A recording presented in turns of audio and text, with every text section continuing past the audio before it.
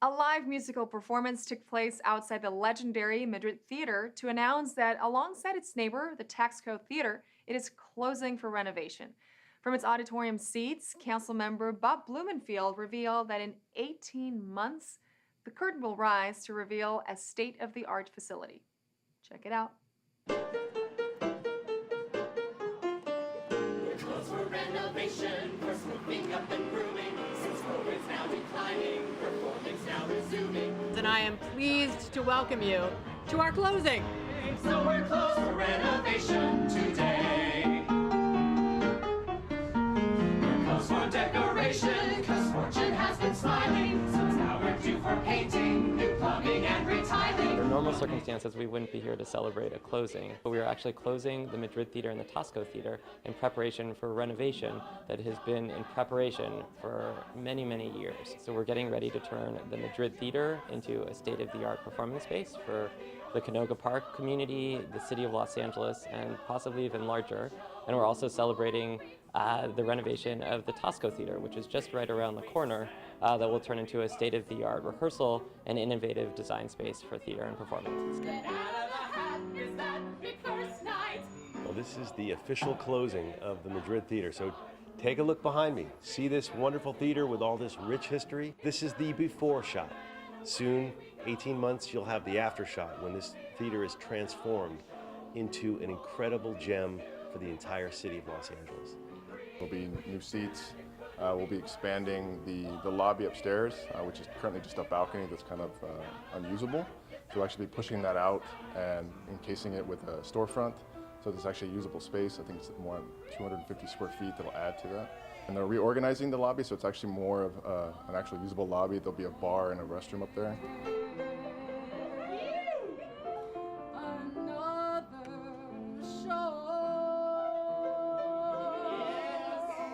Because when you invest in the arts, it's economic development.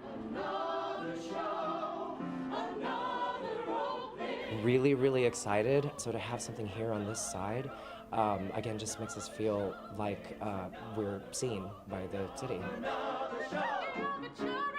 It's a very joyous occasion. We're really excited to be able to do this, to really to renovate the theaters into spaces that this community is truly deserving of.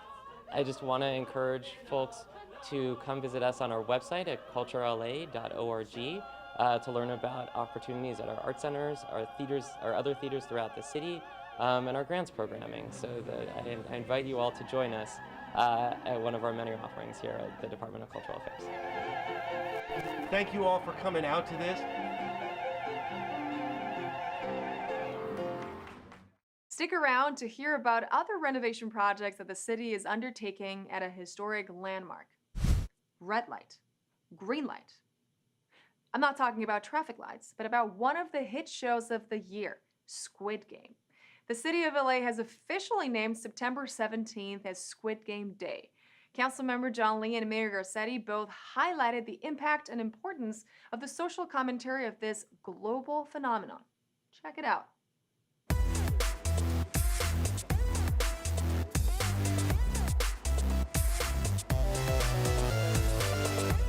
Nearly a year ago, audiences worldwide, including my family, were captivated by something that was so unique, somewhat gruesome, and extremely entertaining, and with just the right amount of social commentary.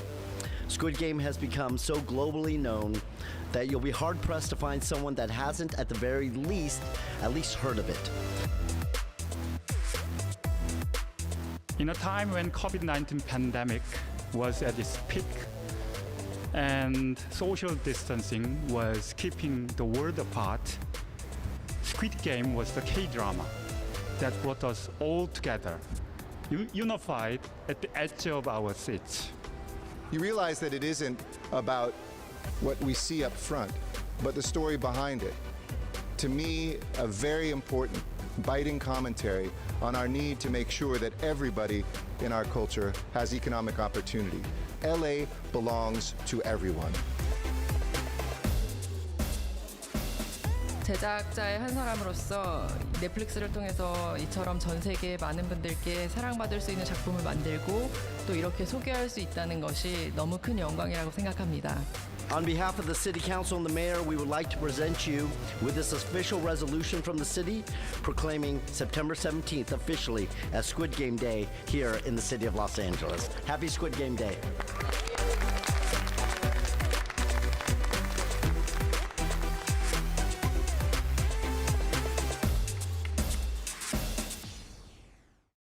In the middle of a heat wave, who's up for watching a movie inside the water? Council District 14 in Recon Parks recently hosted a refreshing movie night at Lincoln Park Pool, where attendees enjoy the film Luca with free refreshments and popcorn. Let's take a look.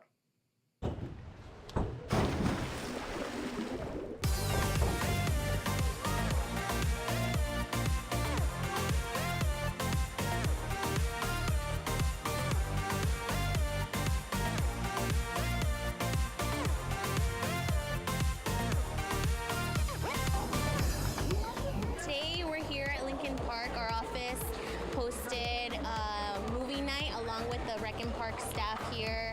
We're going to be showing the Disney movie Luca, and our office is providing free refreshments, free popcorn. We've had other events at the park, but this is the first summer event that we have at the pool. We are showing this movie to the community to promote the swimming pool and the programs. We offer swimming lessons, teams, and to promote a lifeguard recruitment.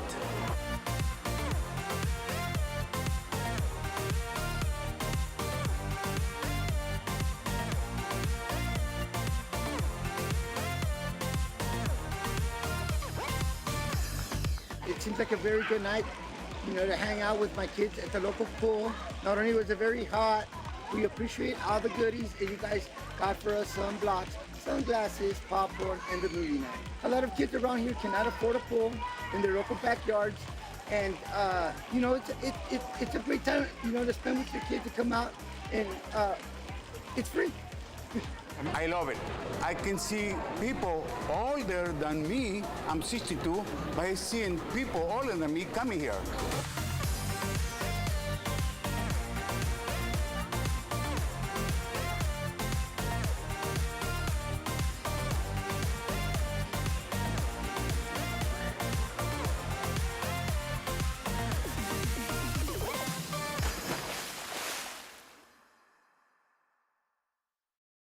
Barbara Morrison was a jazz icon whose legend still lives on today, not just as the name of a performing arts center, but also as the name of a square. The Barbara Morrison Square is how the city of LA is showing its admiration and appreciation for an artist who will now have a permanent place in the city.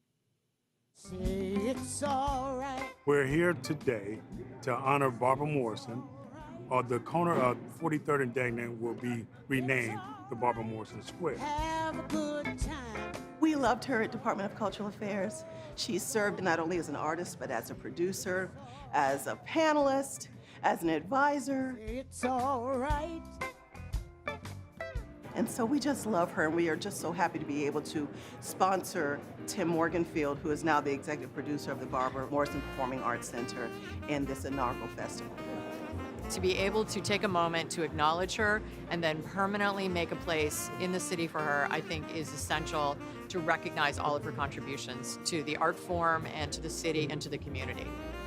She brought jazz, the best of jazz, to Leimert Park. She made sure that Leimert Park was still considered the center of African American culture as it relates to the arts and music and jazz and all the things that take place here. For her to determine that because she's an icon and a global star, that she wants to be in Leimert Park was really important to this community. So the least we could do is honor her. Honoring her here on this festival and having these great artists here performing, it's going to be a wonderful day. I wish more people could come down, and next year, I'm going to say this for next year, it will be the Barbara Morrison Jazz and Blues Festival every year from now.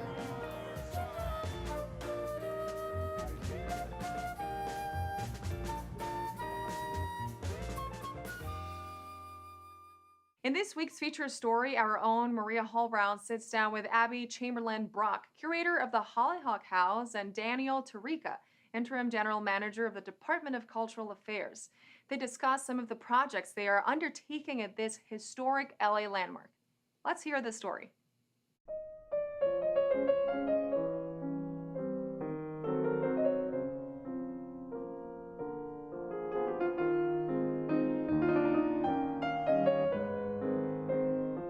I'm delighted today to be joined by Daniel Tarica, the interim general manager of the Department of Cultural Affairs here in Los Angeles, and Abby Chamberlain Brock, the curator of the Hollyhock House. You've got the best job in the city, I think. It is a joy to care for this house. When Aline Barnstall met Frank Lloyd Wright in 1915, it wasn't a house that she was asking him to build, it was a theater. She purchased this property 4 years later, and the scope of that commission grew immensely. The theater, director's house, studio, artist spaces, as well as a house for Barnstall, 2 guest houses, a cinema for movies. It was a really ambitious plan that ended up only being partially realized with the main house and 2 guest houses. There has been a lot done to make sure that this beautiful space stays and is realized the way it should be. So what were you able to do during this downtime to sort of make sure that we can enjoy it for a long, long, long time? The closure of the floors, we have a lot of visitors and foot traffic, so those kind of projects, but then also really dramatic ones like restoring the art glass doors in the owner's room. We have great support from the mayor and the city council on being able to do this and to really bring in the funds and resources to be able to maintain the beauty and the elegance of the site. We're thrilled to be throwing open the doors and interpreting the outdoor spaces along with the iconic interior ones. The living room, the dining room, which are spaces that Wright designed original furnishings for, the patio, the south terrace, they're really exciting ways to look back on the house and understand how Wright incorporated the outdoor spaces as much as the indoor ones as living rooms. I highly encourage folks to come visit. Go to our website at culturela.org, and there you will find information on Barnstall Park and our many other historic sites, theaters, and art centers throughout the city.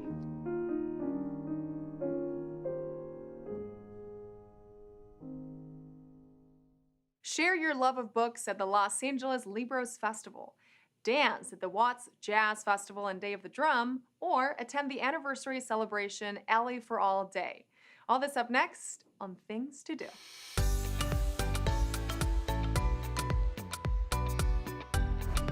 If you want to share your love of books and stories with your children, you may be interested in attending the 2-day Los Angeles Libros Festival. It's a bilingual book festival for the whole family that will take place online and in person, providing entertainment for all ages. There will be Spanish and bilingual storytelling, performances, workshops, encounters with award-winning authors, and even an interactive bilingual concert for the whole family. Families are welcome to attend this free 2-day bilingual book festival, which will take place online on Friday, September 23rd from 9 a.m. to 12 p.m. and in person at the Central Library on Saturday, September 24th from 11 a.m. to 4 p.m. For more information, visit lapl.org/Libros-Fest. Attention music lovers, jazz enthusiasts, and drum aficionados. The Watts Towers are celebrating their 40th annual Day of the Drum Festival and their 45th annual Simon Rodia Jazz Festival. At the Drum Festival, attendees can expect Aztec traditional dancing, taiko, West African and Puerto Rican drums. For the Jazz Festival, Wendy Barnes and the Influentials, the Pan-African People's Orchestra, and an all-stars performance will delight jazz lovers. There will also be a food court, children's games, and other fun activities. This 2-day celebration is free, open to everyone, and will take place at the Watts Towers Arts Center campus on Saturday, September 24th and Sunday, September 25th from 10 a.m. to 6 p.m. For more information, visit wattstowers.org. LA for All is a campaign that was launched by LA Civil Rights a year ago to stand against hate and encourage citizens to stand up for a more inclusive Los Angeles. To celebrate its anniversary, the city is holding an LA for All Day as a culmination of its LA for All Week.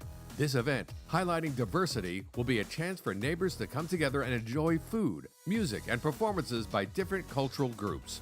LA for All Day is a free event where everyone is welcome and will take place at the Wall Las Memorias Monument in Lincoln Park on Thursday, September 22nd from 5 to 9 p.m. For more details and to register, visit bit.ly/LA for all day. And that's a look at some things to do.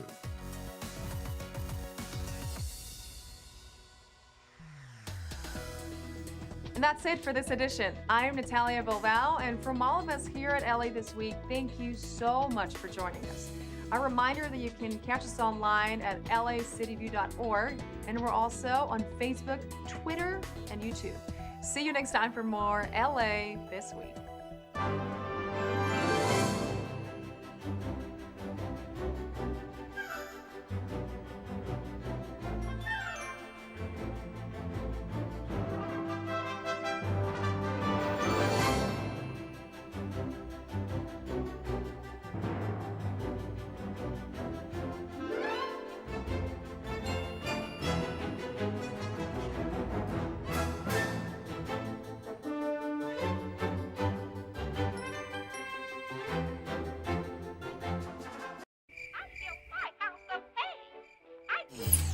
Not it, not it.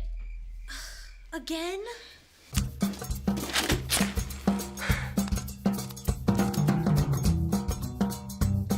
Hey, Dad.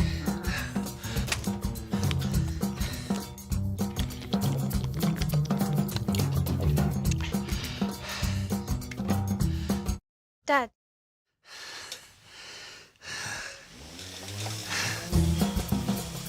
There are other ways of saving money and energy around your house. Did you know that LADWP is now offering cash rebates for you to retrofit your home to be more energy and water efficient? It's good for California, and it's good for Dad. Let's make California a better place to live, starting with our homes. To get your rebates, go to www.ladwp.com/save. Not it, not it.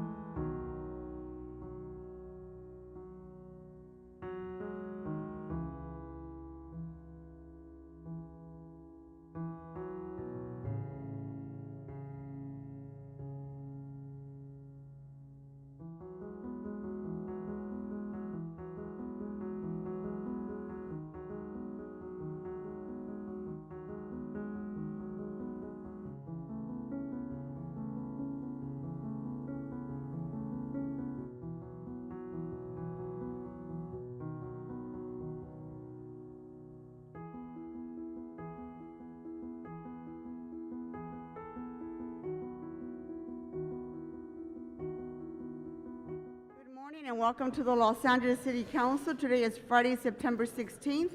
I'm Nuri Martinez, the President of the City Council. Mr. Clerk, please call the roll. Yes, Madam President. Blumenfield. Absent.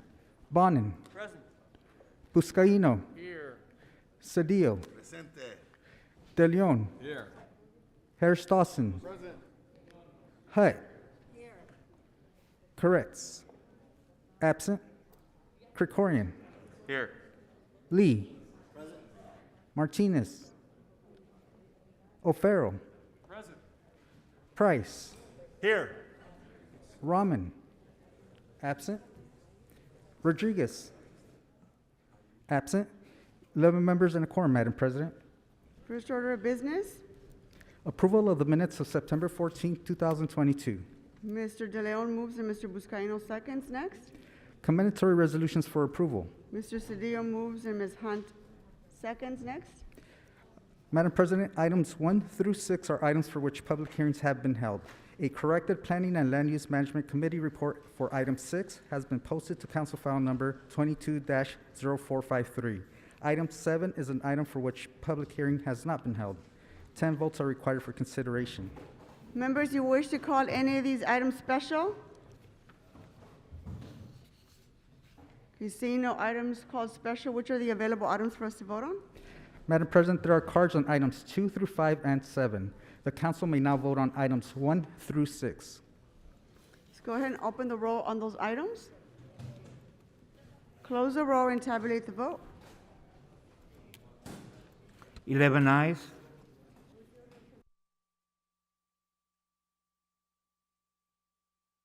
Okay, at this time, members, we're going to go into presentations. We're happy to have these back in council in person. So we're going to start with Mr. Lee.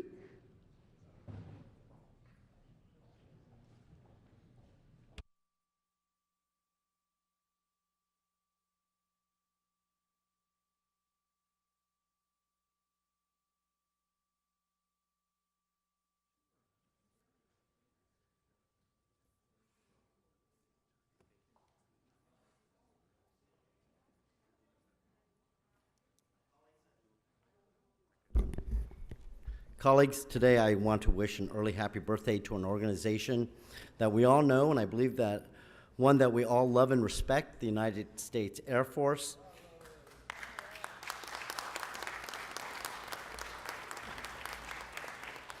Although the organization's anniversary is actually on Monday, thanks to the mayor's office and his staff, we have a few guests here with us, and I'd like to recognize them in just a few moments. Just a little background on the Air Force. Air Force was officially established in 1947 under President Truman. The Air Force took over the responsibility of military aviation from all the other branches of the armed forces, which had for many years ran their own operations, and those operations eventually became the building blocks of the Air Force, which we know today. Throughout the decades, the Air Force has played an integral role in our military endeavors, establishing air bases throughout the globe and playing an integral role in countless combat operations for the United States and our allies. So on their 75th anniversary, I wanted to take a moment to recognize any city staff who have served and the Air Force veterans who are joining us, some of whom I believe are originally from Los Angeles. Can we have a big round of applause for them?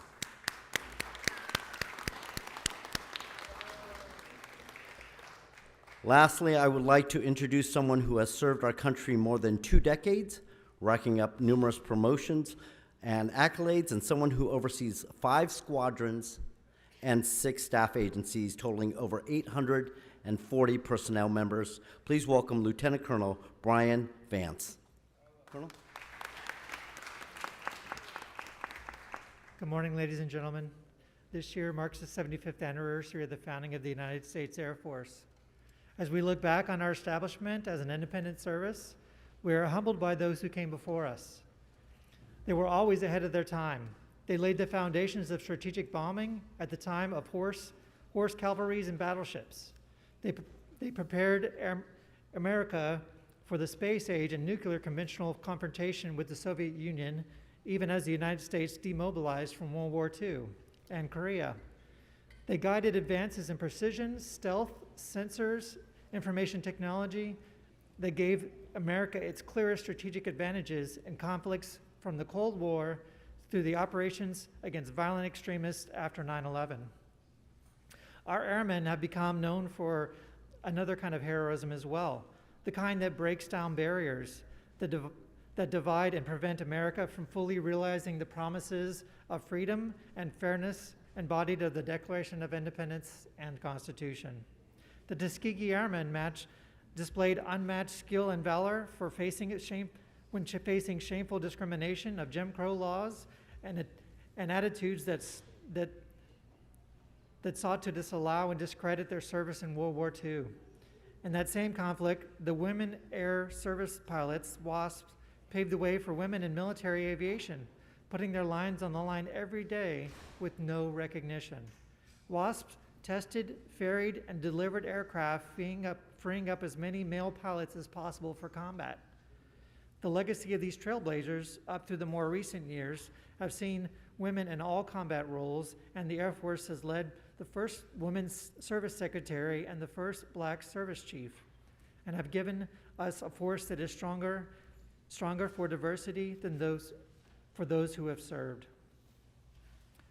The United States Air Force, the home of dreamers and doers, was born with the passage of the National Security Act of 1947, and then since then, anytime and anywhere, America and its allies have needed air power. During the past 75 years, airmen have answered the call. They faced down the strategic competitor in the Cold War, and when terrorists attacked us and threatened to exploit their violence around the world, we took the fight to them in Afghanistan and later in Iraq and Syria. Air power has become the oxygen the joint team breathes and the source of strategic advantage that allow America to prosper and negotiate among nations from a position of strength. But we must not rest on our laurels. The nation demands much from airmen, and the threat that faces us today and in the future are more complex than ever before. The rise of strategic competitors and proliferation of technology intended to eliminate our air power advantage, our security is no longer assured. Innovation fueled by airmen is our heritage, and accelerating change is the name of the game. Locally in Los Angeles Air Force Base, we are building the future. We are building the future. Space Systems Command, which is Space Delta 3's higher headquarters, is located on the base. They're responsible for developing, acquiring, equipping, fielding, and sustaining lethal and resilient space capabilities for our warfighters. The command has 15,000 people and 16 operating agencies across the country and has an acquisition budget of $11 billion. If you use your GPS, it's our satellites that provide free navigation for your vehicles, airplanes, and ships at sea. It's also essential for farmers with their crops and instrumental in the financial industry that keep track of transactions that are made. If you look at your phones, you notice that we are showing the same time due to transmissions coming from our satellites. We have space sensing satellites which not only track missile launches, but they also help with environmental monitoring. We have helped track fires in the state of California, as well as developed data on how fast and what direction the fire was moving. We're also working closely with SpaceX locally and United Launch Alliance in the United States. We provide command and control and communications to the warfighter, and we develop operational and national security deterrence capabilities that provide continued sustainable use of space, countering threats and aggressions to space. Our motto is "Space starts here." With the support of the American people and their elected officials, history can repeat itself. In 75 years, the veterans of tomorrow's wars can look back and say that America once again saw the future and made sure America was ready. It's my hope that they will be proud of what American airmen built for them as for the Air Force legacy today. Thank you very much, ladies and gentlemen, for having us.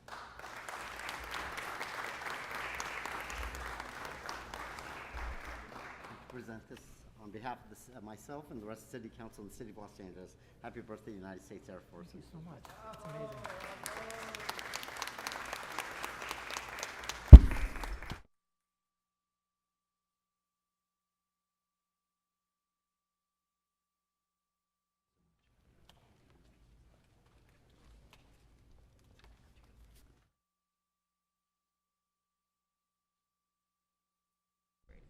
Thank you, Mr. Lee. Mr. Harris Dawson?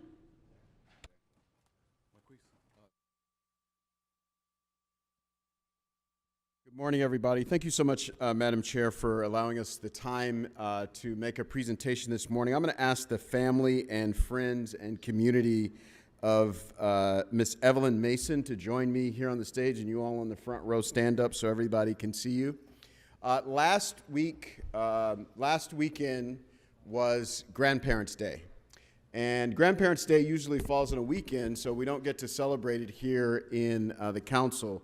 But some of the community members prevailed upon us to recognize a particular grandmother, Miss Evelyn Mason, for her work for her family and her work in the community. And also it's an opportunity for me to bear witness and to give thanks for the work that grandmothers do and the role that they play in not just South Los Angeles, but the whole city of Los Angeles. Miss Mason was a resident of South Los Angeles. She lived in the View Park neighborhood. She came to us from Chicago, Illinois. She was a well-known singer, sang for our Mayor Bradley, Alex Haley, and many others. Even though she graduated school with limited English skills, she later learned German, Yiddish, French, and Italian with perfect diction. She became a vocational nurse and worked at Huntington Memorial Hospital, and she provided care for her 5 grandchildren, but that's just where it starts. She helped organize the community of women that you see before us that are a part of an important campaign and set of campaigns around grandparents in the state of California. About 15 years ago, grandmothers organized and went to San Francisco to get recognition for grandparents who are caring for foster children. One of the impacts, yes. One of the impacts of the war on drugs and why so many of us now are very resistant to incarceration as a solution, we arrested so many people for nonviolent drug offenses in the 80s and the 90s and the early 2000s. A lot of those people had kids. The vast majority of those kids were taken in by their grandmothers, by the women that you see before you today, who represent thousands that you don't see. Also in the early 1980s and 1990s, we had a lot of immigration into South Los Angeles from Central America and other parts of Latin America. It's the grandmas in South LA, and everybody who lives in South LA knows this. It's the grandmas in South LA that took in the children of their new neighbors from south of the border. And so today we want to recognize all grandmothers, but especially Miss Mason, because she was a leader in organizing these folks and going to Sacramento and saying, we need representation. If my grandchild is going to be in court, in dependency court, I ought to be there because I'm the grandparent and I'm providing care. And so they were able to win recognition. They were able to win benefits. Now, if you go with a grandparent, you're entitled to the same scholarship to the University of California or Cal State that you are eligible for if you go with a stranger, and a host of other benefits that not just benefit foster care children, but they benefit foster families and they benefit our entire community. So on behalf of the 8th District and the City of Los Angeles, I want to present to Ms. Mason's daughter this tribute in recognition of her service and her great work for the City of Los Angeles. Thank you so much.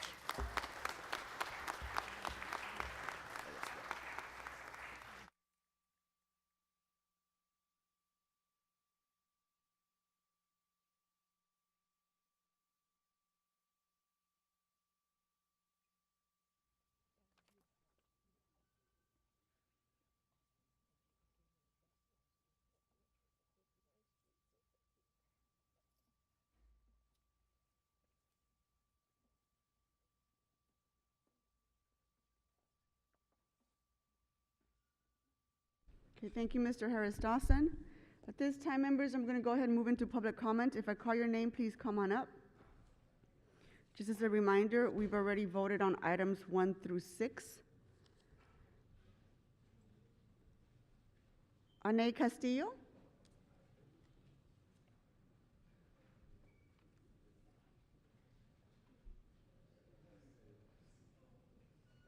You signed up to speak in general public comment in item number 7. Good morning. Well, I'm just gonna go to public comment.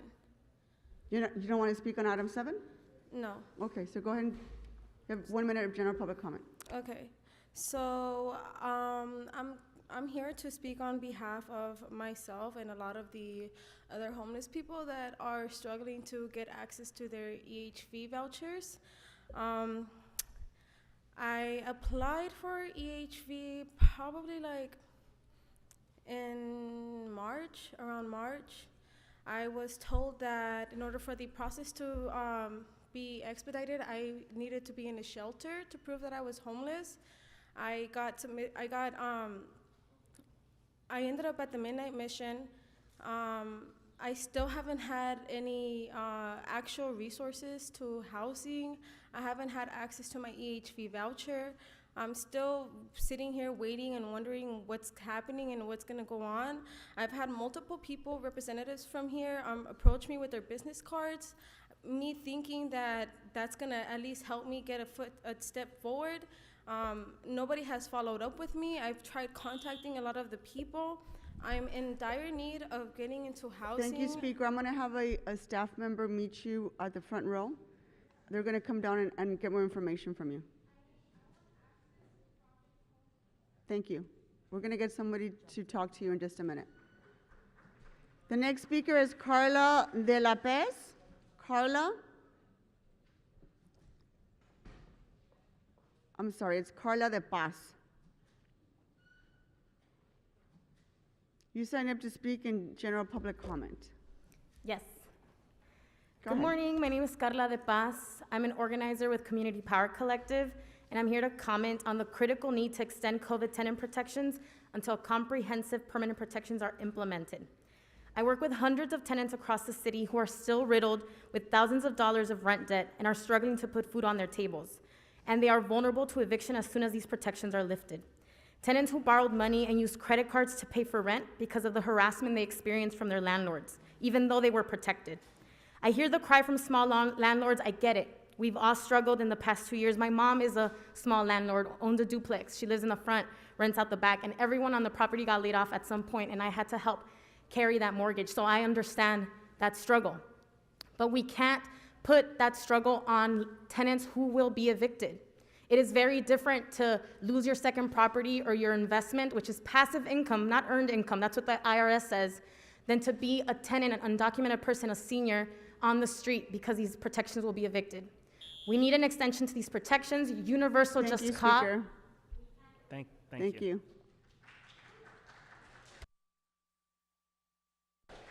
The next speaker is Charles Zhu. Charles? You signed up to speak in general public comment. That's right. Morning, Council. My name is Charles Hsu. I'm an organizer with ACE. And I'm here to say that the Housing Committee meeting on Wednesday, as chaired by Councilmember Hilcedillo, was a disgrace.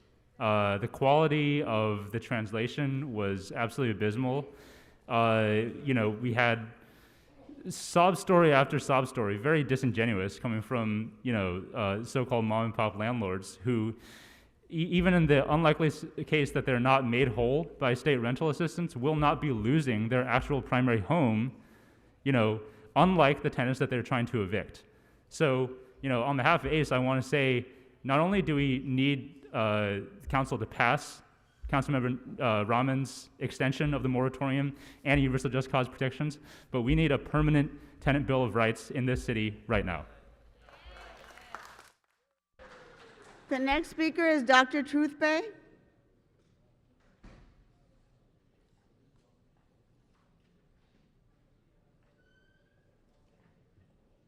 You signed up to speak in general public comment in item number 7. So can we start with item number 7, please? Hi, good morning. So in 2018, a group of people in Sunland Hills Residents Association, they came together and they didn't want the trees destroyed. So they put you guys in accountability for a project, a one family unit project that they used the power of CEQA as many people that live in the suburbs use to stop a project when we need affordable housing. This is the same area that's harboring Sheila Kuehl, who's hooking up her friend Patty Higgins, right? While Max Huntsman and the county council tips them off. This is the same area that's crying about this unit, yes, that you guys are vacating. No, being in the I'm same on area in the agenda city- 7. No. That doesn't relate it to the issue Agenda here, 7, communication which is- from the city attorney. That's not your agenda I'm talking about right now. I got 17 seconds. Farbo, let's can you hold just for a second. can you close So it for a Let me just second? make this clear. So this is about council actions, notice of exemption for single-family project, and we're changing that. So could we Right, stick to Sunshine that? Hill Residents Association. That's 7. I could read. Go ahead. Let's stick to the item. Right. So can I finish my time? Yes, I'm just continue. saying that you guys need to start being realistic on stuff. People in Santa Monica, they have enough. You need to protect the trees and everything, and Sheila Kuehl and criminals. Sunshine Hill residents, I need you to make sense of that. Okay, so that's perfect example of CEQA. So Nynthia Rahman, you had a homeless liaison position that people applied for, and when we applied for it, you said it's no longer on the table. I would like for you and your husband, Valley Chandrasekaran, to work with Wendy Jane Gruhl and her husband, Dean Scram, who's the producer of Darfur Now. Instead of exploiting black people in film, I want you guys to work on a homeless charrette with Dave Chappelle and host it at the Vision Theater. Miss Heather Hunt can host. I'm tired being a descendant of this country, born and raised, African descent. You keep talking about black people this. I don't care about the black issues. I want intelligence to stop disrespecting. You're disrespecting the voice of the people. I come here not as a joke. When I'm submitting proposals to every one of you and you don't do anything about it, you're insulting our intelligence. When I gotta house people that's still sleeping in their cars, they're tired of this politics. Rick Caruso for mayor. Thank you. The next speaker is Candido Mares. Are you here? So Candido, you signed up to speak on item 7 in general public comment. Yes, Start with your item, please. Yes, Madam President. Mr. Bobble, stay out of my business. We're going to talk about Sunshine Home Association and exemption. I'm asking for an exemption. I'm asking for an exemption for my neighborhood and for myself, single resident. Why? Because once again, something that you folks did, something that you guys put into effect has now caused what we would call the broken window syndrome.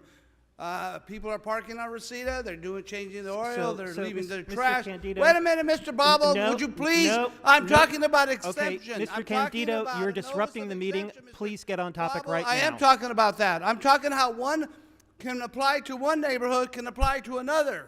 Yes or no, Mr. Bobble? I'm talking about how one notice of exemption can apply to another. Yes or no, Mr. Bobble? Mr. Candido, please stick to the item. I am sticking to the item. I'm talking about an exemption. I'm asking for an exemption this morning. All the potheads were there early, 6:30, smoking their dope, throwing their trash. I'm asking for an exemption. Now let's go on to public comment. Well, I'm glad to see all of you are here, that you didn't get run over by a Charger, a Dodge Charger, or a Challenger. I mean, you've all seen it. Over and over again we see it. We've seen what Dodge has done to our community. We see their advertisement, the way they sell speed, and let's see if we can get to the next corner in 60 seconds. And what happens?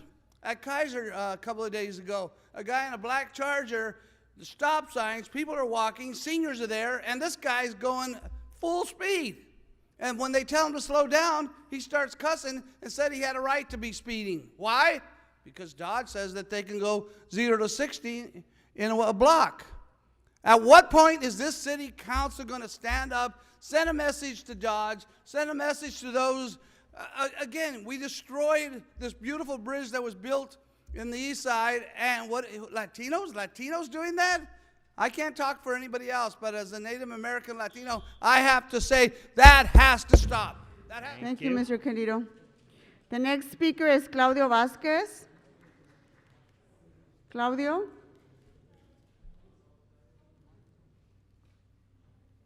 Mi nombre es Claudio Vázquez, soy miembro de ACE. Un momentito, necesita traducción. Por favor, baja el micrófono un poquito más Así un momentito. Ok.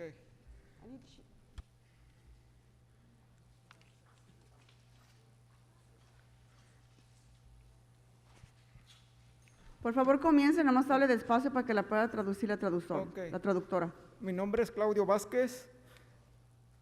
Soy miembro de ACE. Vivo ahí por 17 años.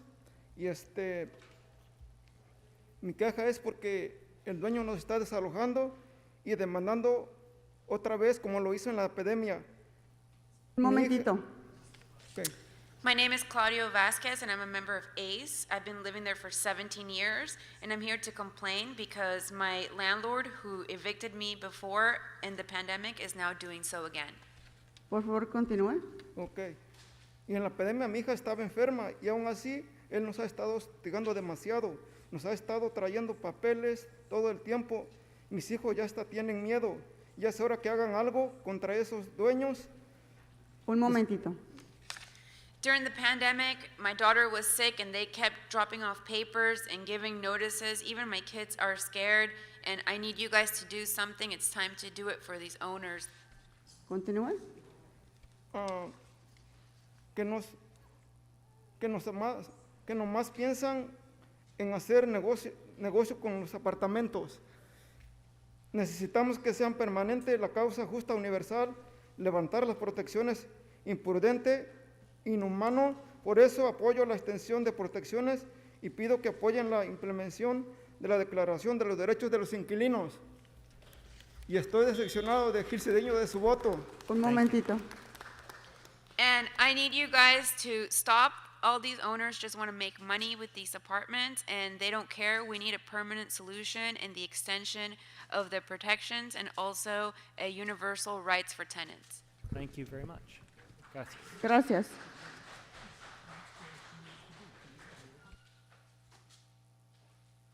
The next speaker is Diana Dean.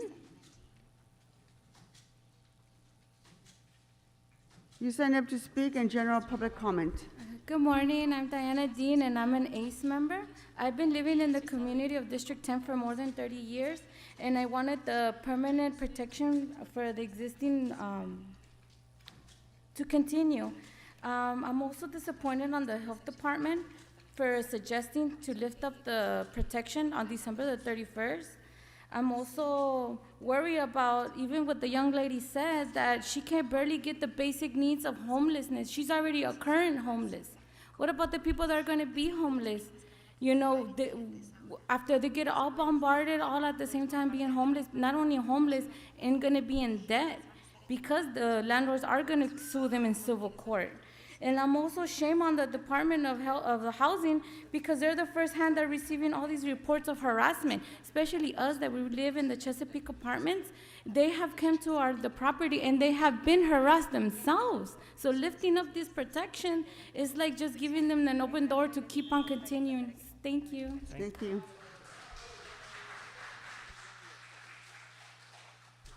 Dominga Solorzano.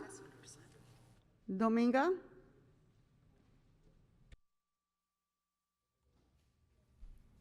Dominga, ¿necesita traducción? Sí, por favor. Por favor, acérquese un poquito al micrófono, bájalo un poquito. Sí. Ok, por favor, comience, nomás le voy a pedir que pare para que la puedan traducir. Ok, gracias. Comience, por favor. Hola, mi nombre es Dominga Solórzano. Soy miembro de ACE y vivo en el Distrito 9. He estado viviendo aquí por muchos años como inquilino.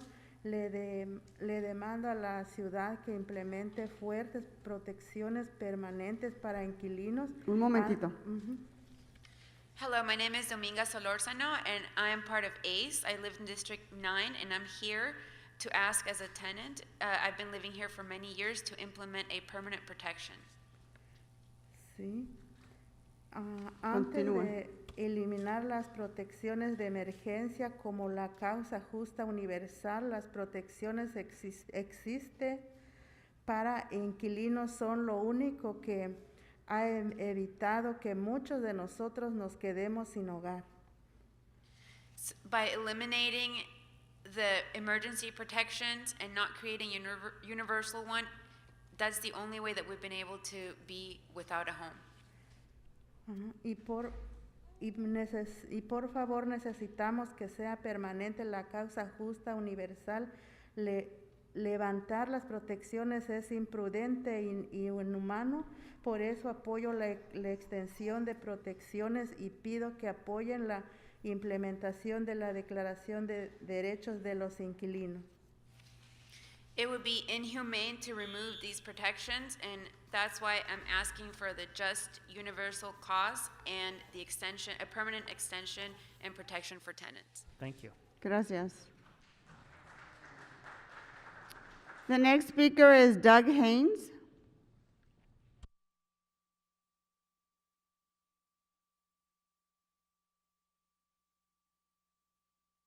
You signed up to speak in general public comment.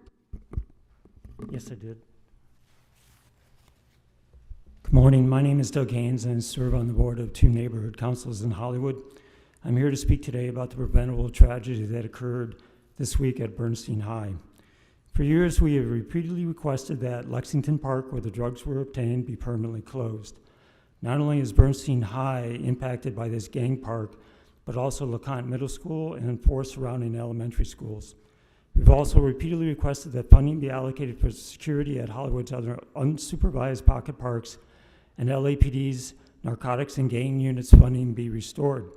Yet even if you close all the parks and double LAPD's funding, it will make no difference as long as the source of the drugs in this neighborhood remain, which is the encampments along the 101 freeway. These encampments, particularly at Western Avenue and Santa Monica Boulevard, provided the illicit narcotics that likely killed the child at Bernstein High. We asked Mitchell Farrell, as we have requested before, that this be made a special enforcement zone to clear out finally after years these encampments. Thank you. The next speaker is Elba Cuevas. Elba? You signed up to speak in general public comment.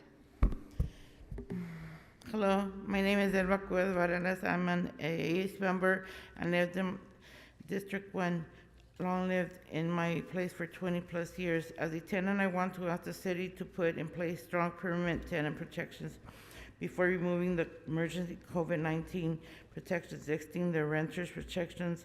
They are the only thing that have kept many of us from being homeless. Please extend it more. Many families need it. Ending December 31st. I feel ashamed, and others too, that Mr. Gil Cedillo is not standing for tenants who know he about my story too, where we need universal just cause before taking away the COVID-19. The pandemic has sufficiently affected my life. Need I remind you, I'm the one that the owner is suing for $3 million. Just this September, he called the police on me when I was doing the my First Amendment right to speak in public. Thank you, Speaker. The next speaker is Eva Garcia. Eva Garcia.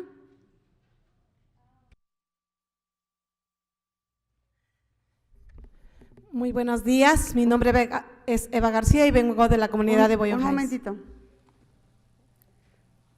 Ok, nomás le voy a parar para que le puedan traducir, pero por favor comience. Gracias.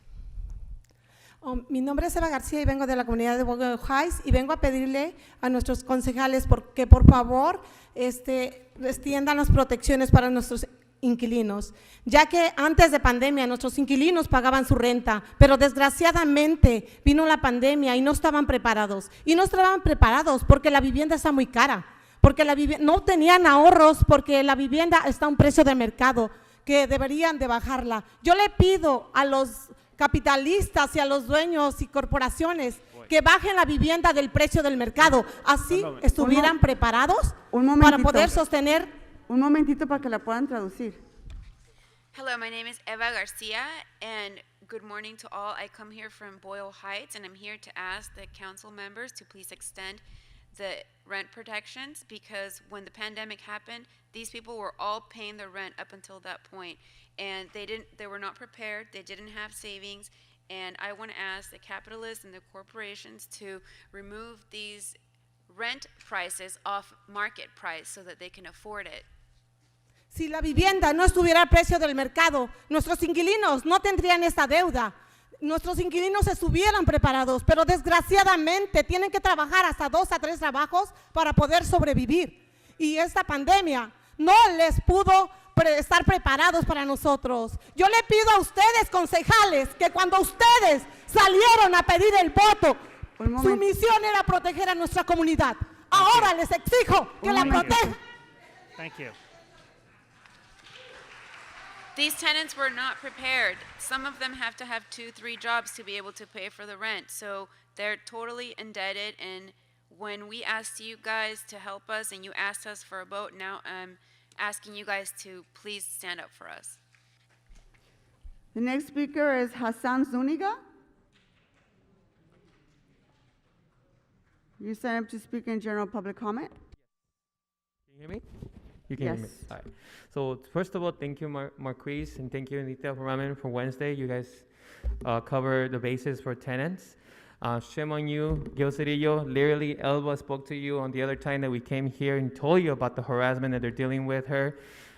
I mean, Claudio is also another tenant from your district, and I can tell you 20 and 30 more that I can give you on a list of harassment. It's a shame also that the way that you were conducting yourself to Ramen, it just reminds me of machistas, you know, that are obviously abusing the power. I don't know where your head is, because that's not who I recognize since I met you. We need to have those protections permitted before you take away the protections. We need that. You don't understand how much people this close to live in the streets. I know I speak to them every day. Every day. Thank you. Thank you.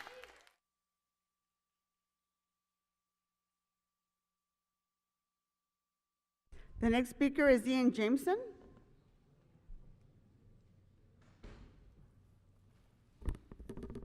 John Lee and Kevin DeLeon, I want to thank you for not wearing the mask for most of the meeting.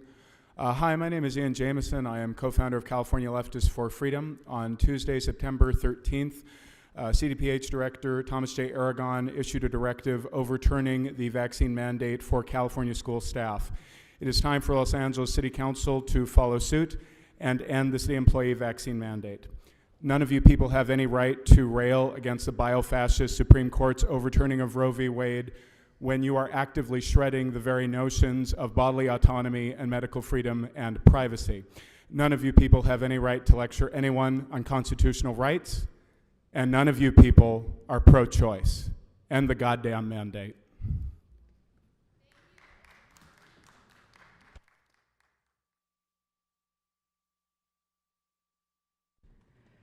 Next speaker is June Camera. Did you mean to say John? Because it's spelled June. So you signed up to speak in general public comment. Thank you, Councilwoman. Good morning, council members. After returning from Colorado and visiting a similar city council, I realized that we have the same common problems and goals. Homelessness is affecting us all. Finding solutions for homelessness is challenging, but it is conquerable. What is the answer? It is a great leader who is mayor and balance in city government. That is why I feel that the city of Los Angeles needs Rick Caruso for mayor. We must have balance in city government. Karen Bass is a good person, but we need balance in this city. That is why we need and must have Rick Caruso for mayor. Rick Caruso for mayor. Thank you. The next speaker is Leasia Stith. Leasia Stith. Anyone here with that name? Okay, I'm going to move on to the next speaker. Marta Martinez. Marta, you signed up to speak in general public comment. Go ahead. Y necesito traducción. Un momentito. Gracias. Okay, por favor, comiéncela, pero la voy a parar para que la puedan traducir, ¿ok? Ok. Mi nombre es Marta Martínez, soy miembro de ACE y soy inquilina del Distrito 10. My name is Marta Martinez. I'm a member of ACE, and I am a tenant in District 10. Necesitamos protecciones permanentes antes de que estén pensando en quitar las que tenemos. Ahora que gracias a eso miles de familias siguen en sus hogares. Necesitamos causa justa universal permanente. We need a permanent protection in place before you take away the emergency protection. We have thousands of families that are able to remain in their homes because of that. And we need just cause, and it has to be universal and permanent. Aún las familias siguen afectadas económicamente. Miles de inquilinos están en deuda y ERAP no cubrió a todos. No hay suficientes abogados para defender a los inquilinos que están en evicción. Con protecciones, imagínense qué va a pasar cuando las quiten. There are thousands of families that are indebted and they're all going to be sued. There aren't enough attorneys to represent all of the tenants. Please put something in place. Jill Cedillo no dejó tener una discusión en este tema tan importante en el Comité de Vivienda y opacó a las voces latinas. No hay traducción correcta. Gil Cedillo tried to shut down the Latin voices. There wasn't proper translation and we couldn't understand. Y se me hace muy injusto que el Departamento de Vivienda sugiera que quiten las protecciones a los inquilinos, cuando son ellos los principales a los que acudimos cuando nos acosan los dueños. Thank you. I think it's an act of injustice to have them to have the Department of Housing remove the protections. Thank you. Gracias. The next speaker is Nancy Villanueva.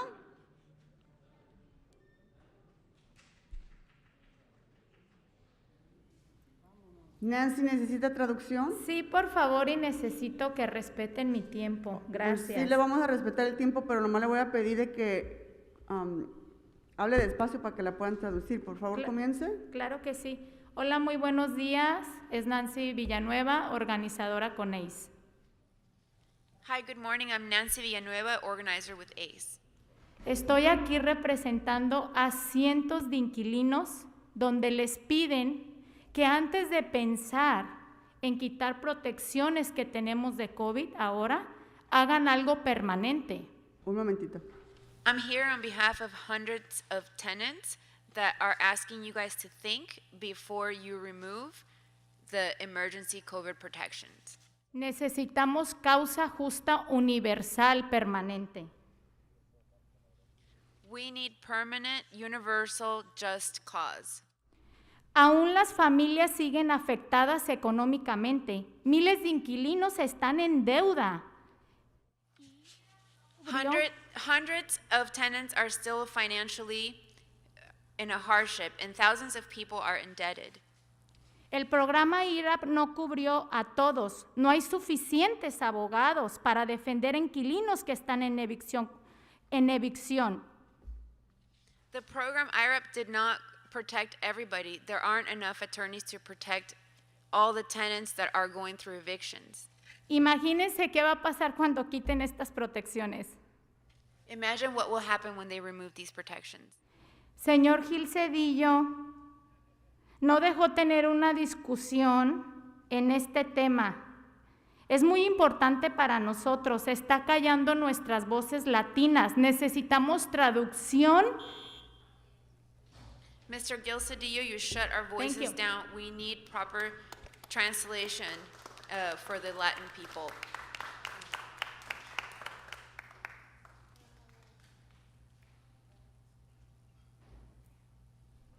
The next speaker is Neri Montes. Neri Montes.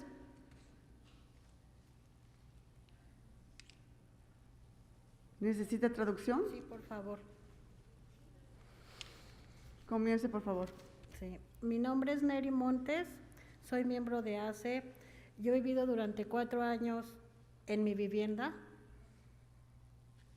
My name is Neri Montes. I'm a member of ACE, and I've lived in my home for 4 years. Como inquilina les pido que implementen fuertes protecciones permanentes para inquilinos antes de pensar en eliminar protecciones de emergencia. As a tenant, I'm asking you to please put in place a protection before you remove the emergency protections. La pandemia ha afectado significativamente en mi vida, perdí trabajo, perdí familia, mi salud es muy mala, padezco depresión y ansiedad, estoy en tratamiento. La persona que me renta me ha acosado, me ha hostigado, quiere desalojarme, me incrementó la renta $470 más de lo que yo pago. The pandemic was hard on me. I lost work, I lost family, and my health is not good. I am depressed, I have anxiety, and I'm getting treatment for it. And my landlord raised my rent by $470. Estoy inestablemente en mi trabajo emocionalmente. Tengo un niño de 4 años y uno de 5 años con educación especial. El arrendatario me quiere desalojar porque no puedo pagar el dinero que él me está incrementando más. Y necesitamos que sea permanente la causa justa universal. We need the universal just cause to be permanent. I have 2 children, one of 4 years old and 5 years old with special education, and my landlord wants to evict me. Yo soy madre y padre y ahorita no tengo un trabajo estable. Les pido por favor que nos ayuden. Thank you. I'm mother and father, and I don't have a stable job right now, and I'm asking you please to help us. Gracias. The next speaker is Rachel Carlson. You sign up to speak in general public comment. Hi, my name is Rachel Carlson, and I'm a member of District 14. Kevin De Leon, I'm in your district. I've been here since 2017. And I'm here to speak about that you need to put in strong permanent tenant protections before you remove the COVID protections. I live in a building of 5 high-rise buildings, over 1,000 units in the buildings. And they have already tried to evict, they're trying to evict already 600 people. They've sent out 600 eviction notices. They're purposely turning the buildings into slums to try to push us out. And I'm just really worried about my future, where I'm going to live, if I'm also going to be evicted. This is happening right now in your district. This is serious, and I just really need you all to listen to us as tenants, what we're saying, because it's really scary on what's happening. Thank you. Thank you.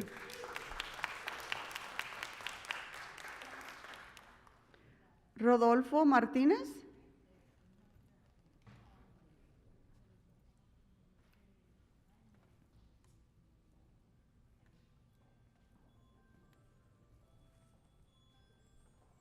¿Necesita traducción, señor? Sí, por favor. Un momentito nomás, acérquese poquito más al micrófono. ¿Le puede ayudar a que se acerque un poquito más al micrófono? Gracias. Hable despacio para que lo podamos traducir. Por favor, comience. Cómo no, gracias. Buenos días, honorable Consejo Municipal. Mi nombre es Rodolfo Martínez. Soy residente del Distrito 9 por 18 años. Donde yo vivo, estoy siendo acosado desde hace 14 años. Y luego la señora no se calma con su ánimo de lucro. Cada vez quiere más dinero por los cuartos que renta. Un momentito, déjeme que le traduzcan. Good morning, my name is Rodolfo Martinez, and I am saying good morning, honorable City Council. I live in District 9 for the last 18 years, and the owner of the building, she has a really bad mood, and she has been harassing me for 14 years. Continúe. Ok, la señora le da lujos a sus hijos, carros del año, y no trabajan a costa de los inquilinos, digamos. Y los apartamentos no están legales. Y es un riesgo vivir ahí, pero uno vive por necesidad. Ok. Un momentito. The lady fills their kids with a luxurious life, and she buys them cars that are of this year, and also they don't work, and she is living a luxury life by renting illegal rooms, and you know, we have to live there because we don't have anywhere else to live. Thank you. Thank you. Ya terminó. El ¿Sí? el acoso lo hemos recibido hasta de los inspectores del Housing Department. Ok. Gracias. Porque llega 2 veces a decirnos lo mismo. No entiendo por qué. Ok. Y Gracias. luego, la última vez, la dueña de la casa entró detrás del inspector y agredió físicamente a mi esposa, de 80 años. Gracias, señor. Y le dijimos al inspector, oye, no, dice eso, que se arreglen ellas, dice. Gracias, señor. Thank you very much.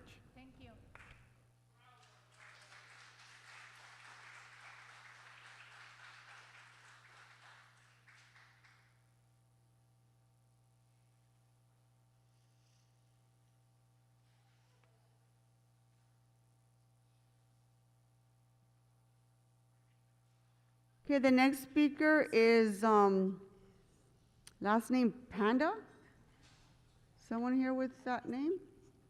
Panda? Panda. There's no one here with that name. Okay, thank you. The next speaker is Sergio Rodriguez. Sergio? Sergio here? Come on up. You signed up to speak in general public comment. Traducción, good morning. Good morning. ¿Alguien que me traduzca? I can't hear you. Can you get a little closer to the mic?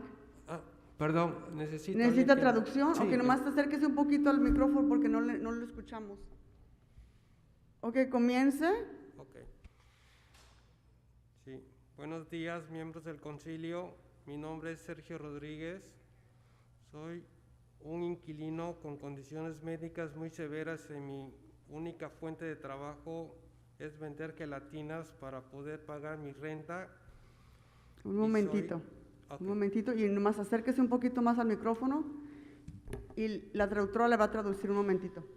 Good morning, members of the council. My name is Sergio Rodriguez, and I'm here because I have severe medical conditions, and I pay my bills by selling Jell-O.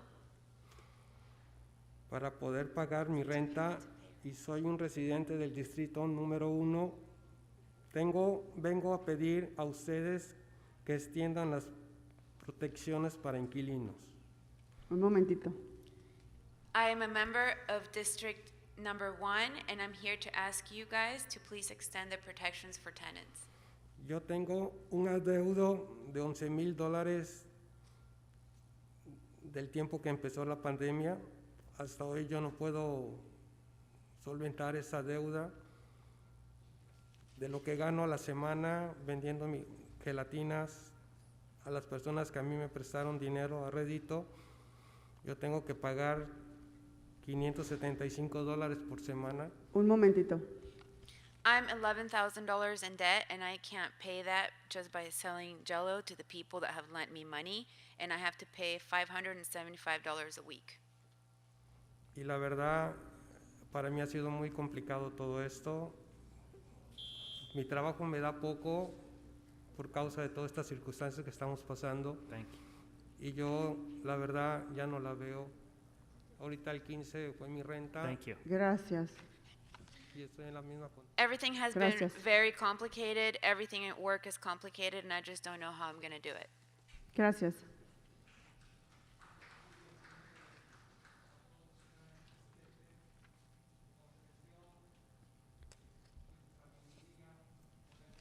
Gracias, Thank señor. you. Thank you.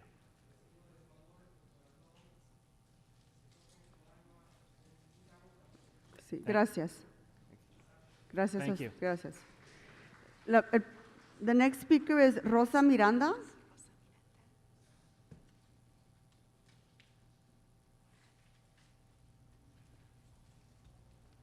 Rosa, ¿necesita traducción? Sí, por favor.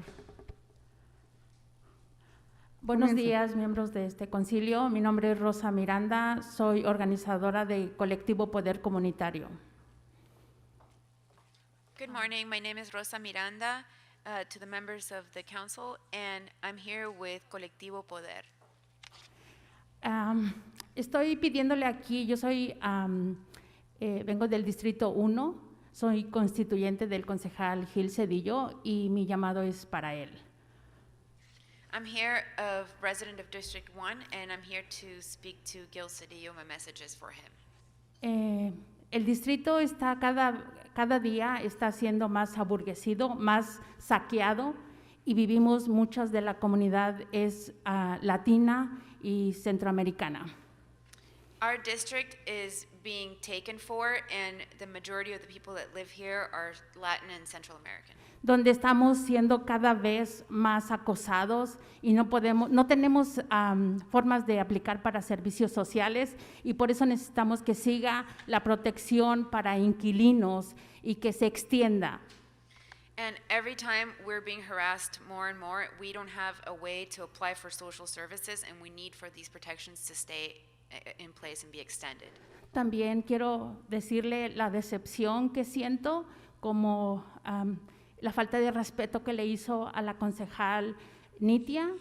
Está siendo una voz por esas mujeres, madres solteras que luchan y salen a luchar cada día, y necesitamos que él respete y que se extienda. Thank you. Also, we want to talk about the respect and the disrespect that he did to Nitia, and that is the voice for all the women, the single mothers that are going out and work, and we need him to respect that. Gracias. Gracias.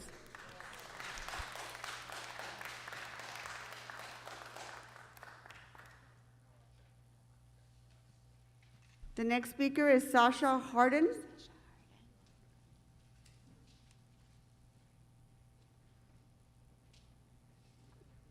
You signed up to speak in general public comment. Yes, good morning. I'm Sasha Harnden with the Inner City Law Center and the Keep LA House Coalition, here to speak on tenant protections. I want to start by thanking Council Members Rahman and Harris-Dawson for their efforts in Housing Committee to consider critical amendments that ensure the city doesn't create a gap in protections which would result in displacement of vulnerable households. We urge you to pass permanent rules before lifting emergency protections so tenants know why they're being evicted, can weather temporary disruptions in income without fear of homelessness, aren't displaced by rent increases designed to push them out, and can keep their households intact and continue contributing to our recovery. A gap in protection in the county due to state preemption has already returned eviction filings to pre-pandemic levels. The city must not add fuel to that fire when recent data from LASA tells us that protecting tenants from eviction is the best way to prevent large inflows into homelessness. Thank you. The next speaker is Sergio Vargas. Sergio? You signed up to speak in general public comment. Yes. Hi, my name is Sergio Vargas. I'm with ACE. First of all, I want to say thank you to Marquise and also Nithya Raman for supporting tenants. Last Wednesday, Gil Cedillo basically screwed over tenants in Los Angeles. Thousands of folks that are at risk of being homeless if we lift up these protections. There was no discussion on any of these issues, and there was no clear translation for a lot of the Latino voice. So basically, he was squashing the Latino voice on this meeting. It's important that we get universal just cause. It's important that we support legal tenants that moved in throughout the pandemic, and also folks with pets. And also, it's important to keep extending these protections until we get something permanent. Thank you. Thank you. The next speaker is Silvia Martinez. Silvia? Silvia here? Okay.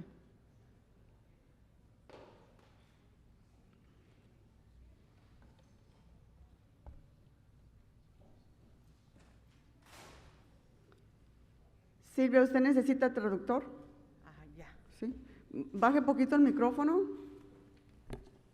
Un poquito más y acérquese poquito para que la escúchenos. Así, comience, por favor. Ok, ¿ahí está bien? Ahí está, le escucho bien, gracias. Buenos días, vengo del distrito Nuri.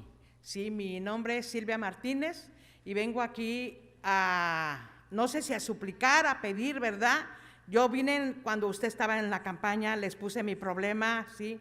Yo soy una persona que pasé por cáncer, muchas enfermedades, tengo una hija con esclerosis, soy madre soltera. Un momentito. Hello, my name is Silva Martinez, and I'm here from District Nuri. I'm here to beg, if not ask. When we were in your campaign, I told you my problem. That I've been able to battle cancer and many illnesses. I have a daughter with sclerosis. Ok, Continúe, por favor. Mire, yo estoy atrasada con mis rentas, ¿sí? No sé en qué momento me van a desalojar, lo que yo trabajo, lo que yo gano, lo poco que yo gano no me alcanza, ¿sí? Hay veces que puedo trabajar, hay veces que no puedo trabajar porque tengo lupus, me duele todo mi cuerpo, pero le echo ganas, pero yo tengo miedo de que me saquen para la calle. Un momentito. So I'm here because some days I can work, some other days I can't work, and some days I can pay my bills. I have lupus, and some days I'm in pain, but you know, I keep going forward, and I'm behind on my rent.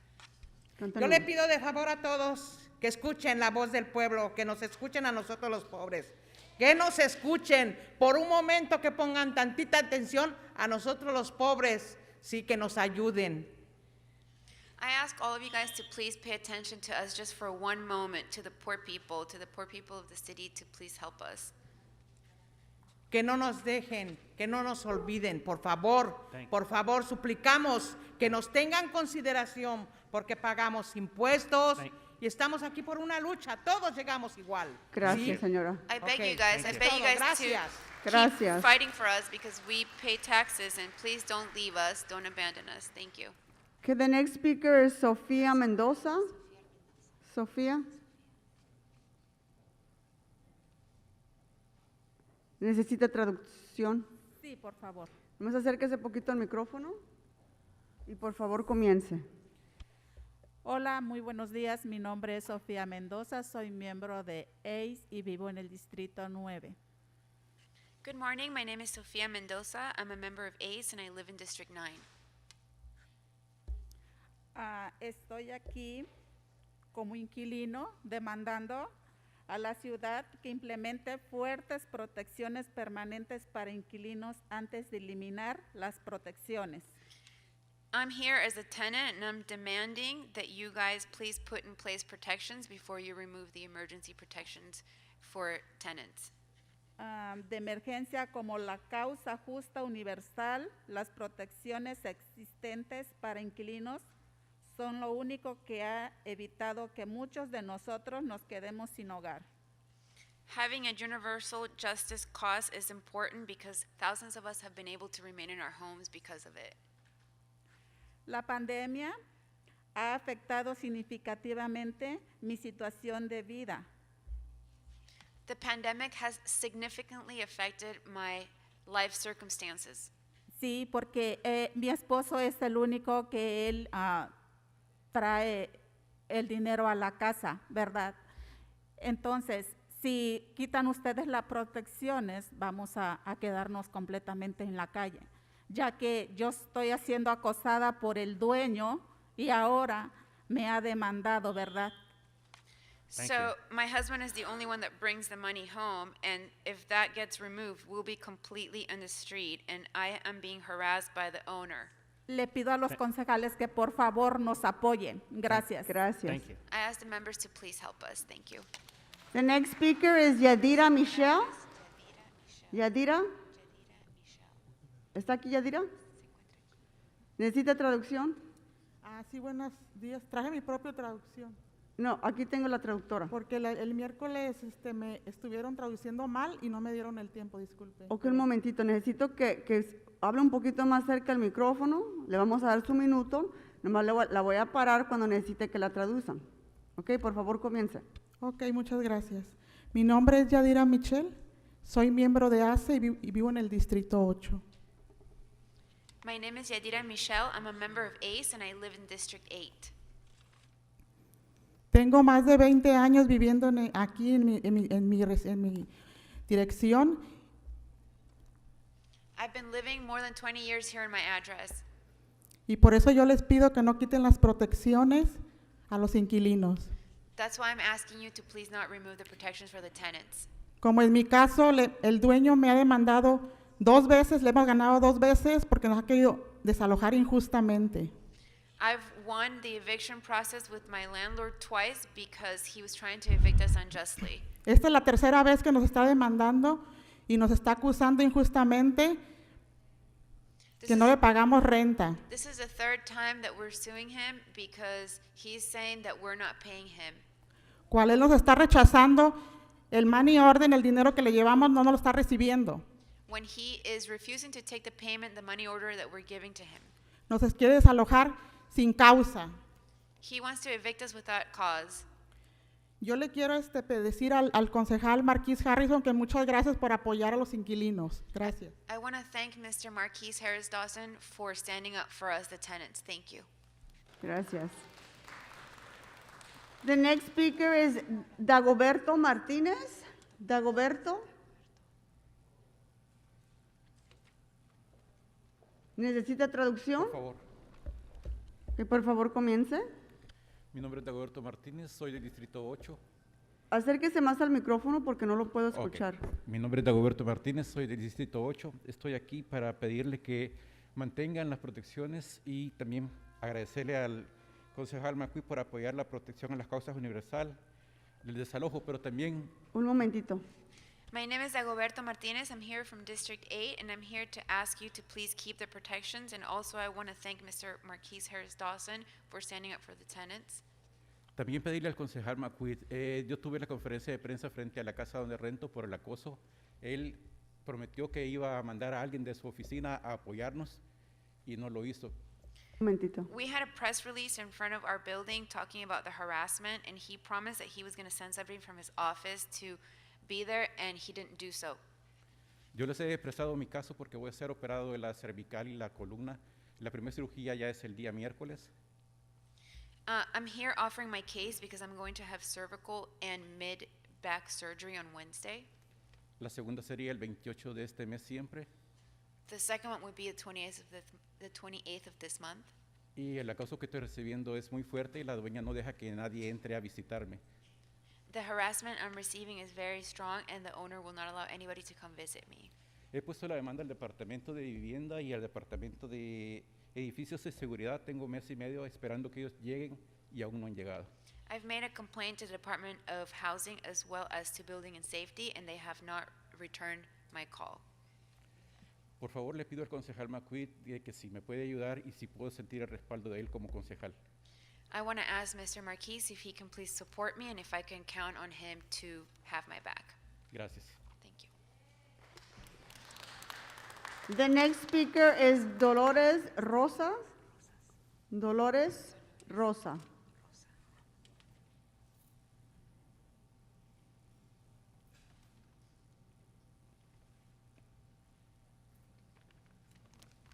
Buenos días, necesito traducción. Sí, ahorita se la voy a conseguir. Nomás ponga el micrófono un poquito más abajito para que la podamos escuchar.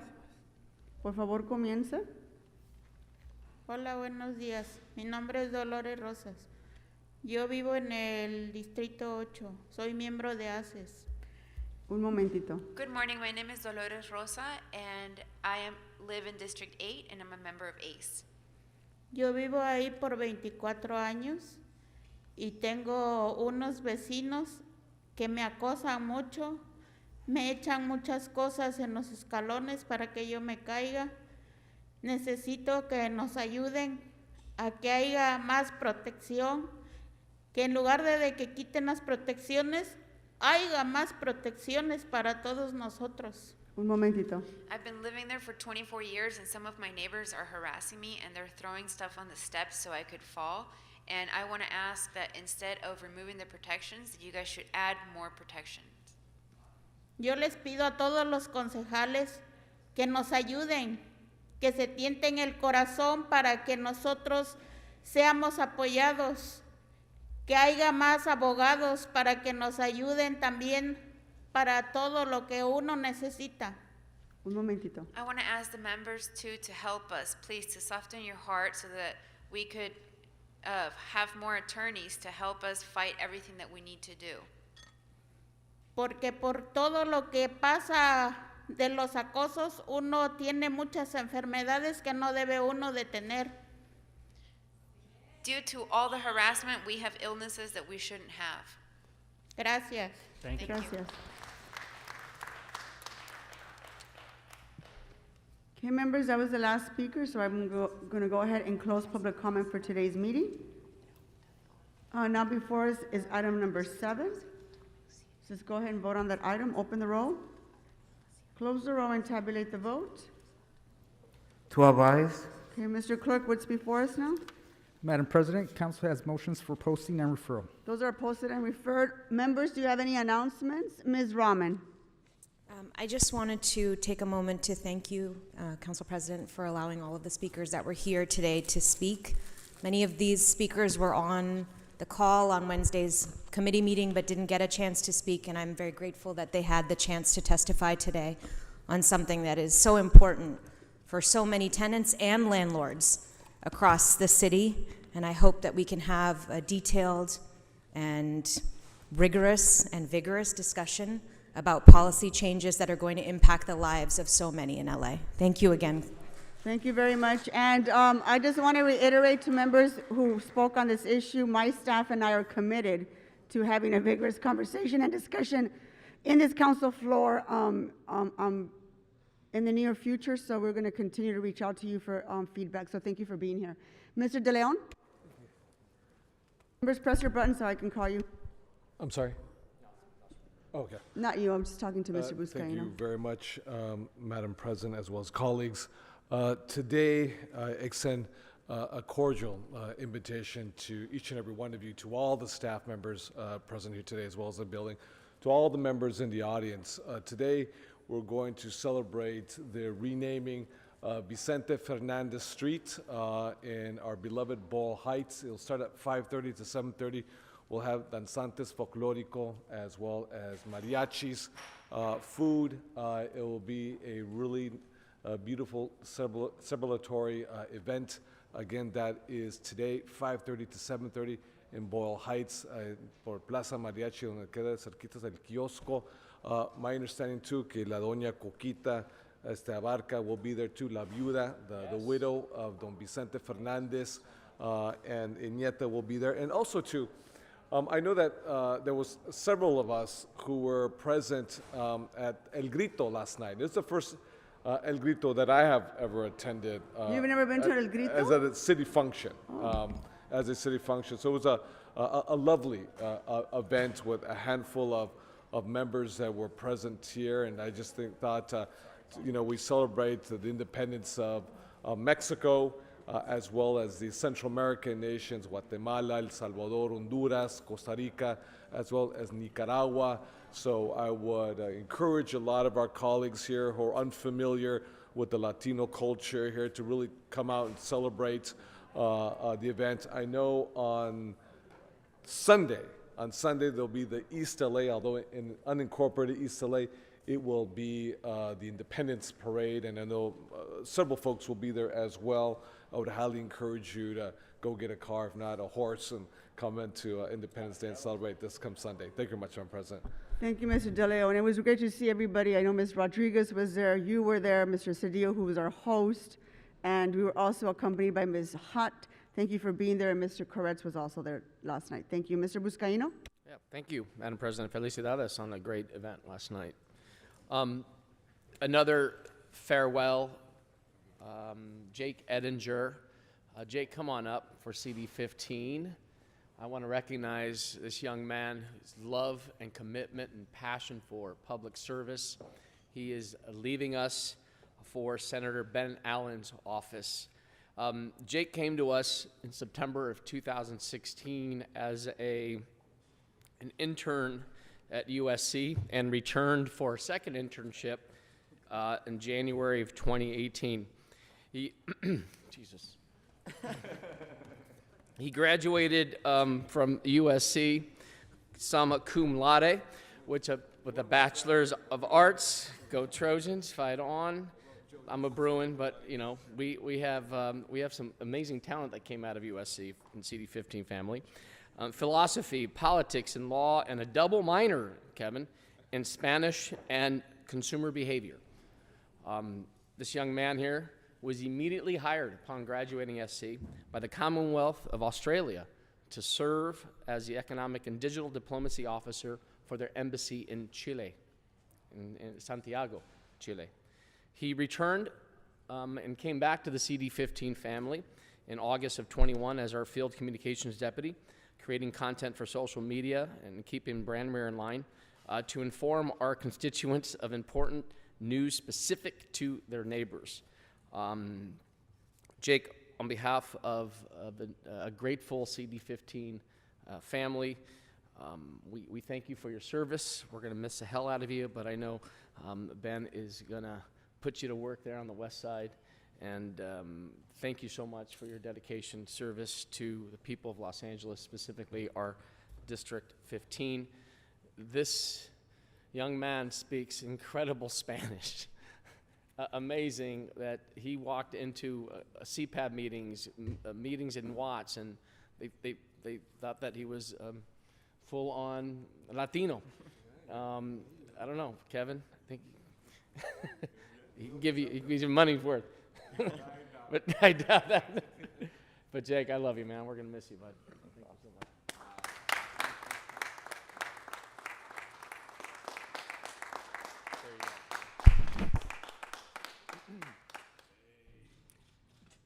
Mr. Lee? Thank you, Madam President. Earlier we had some representatives from Gangneung City. Apparently I'm doing a tour around Korea, representatives coming around all week, this week. They were here for the Intelligent Transportation Convention that we have going on at the Convention Center, and they're actually trying to be the host of the event in 2026. They unfortunately could not stay, but the box and there's a couple things on your desk I just wanted to point out. Those are from our sister city of Busan. They were here on Tuesday or Wednesday. They came back. They so appreciated their time here in council and being recognized. They wanted to drop off that little gift for you. So I hope everyone enjoys that. Thank you, Madam President. Thank you very much, Mr. Lee. Mr. Cedillo? Yes, just for the record, there was a discussion earlier about the meeting that was held in housing. I think the record should reflect, for honesty and integrity, that we had announced an hour of public comment, that we fulfilled that hour. We had actually announced, I think, 45 minutes. It was close to an hour of public comment.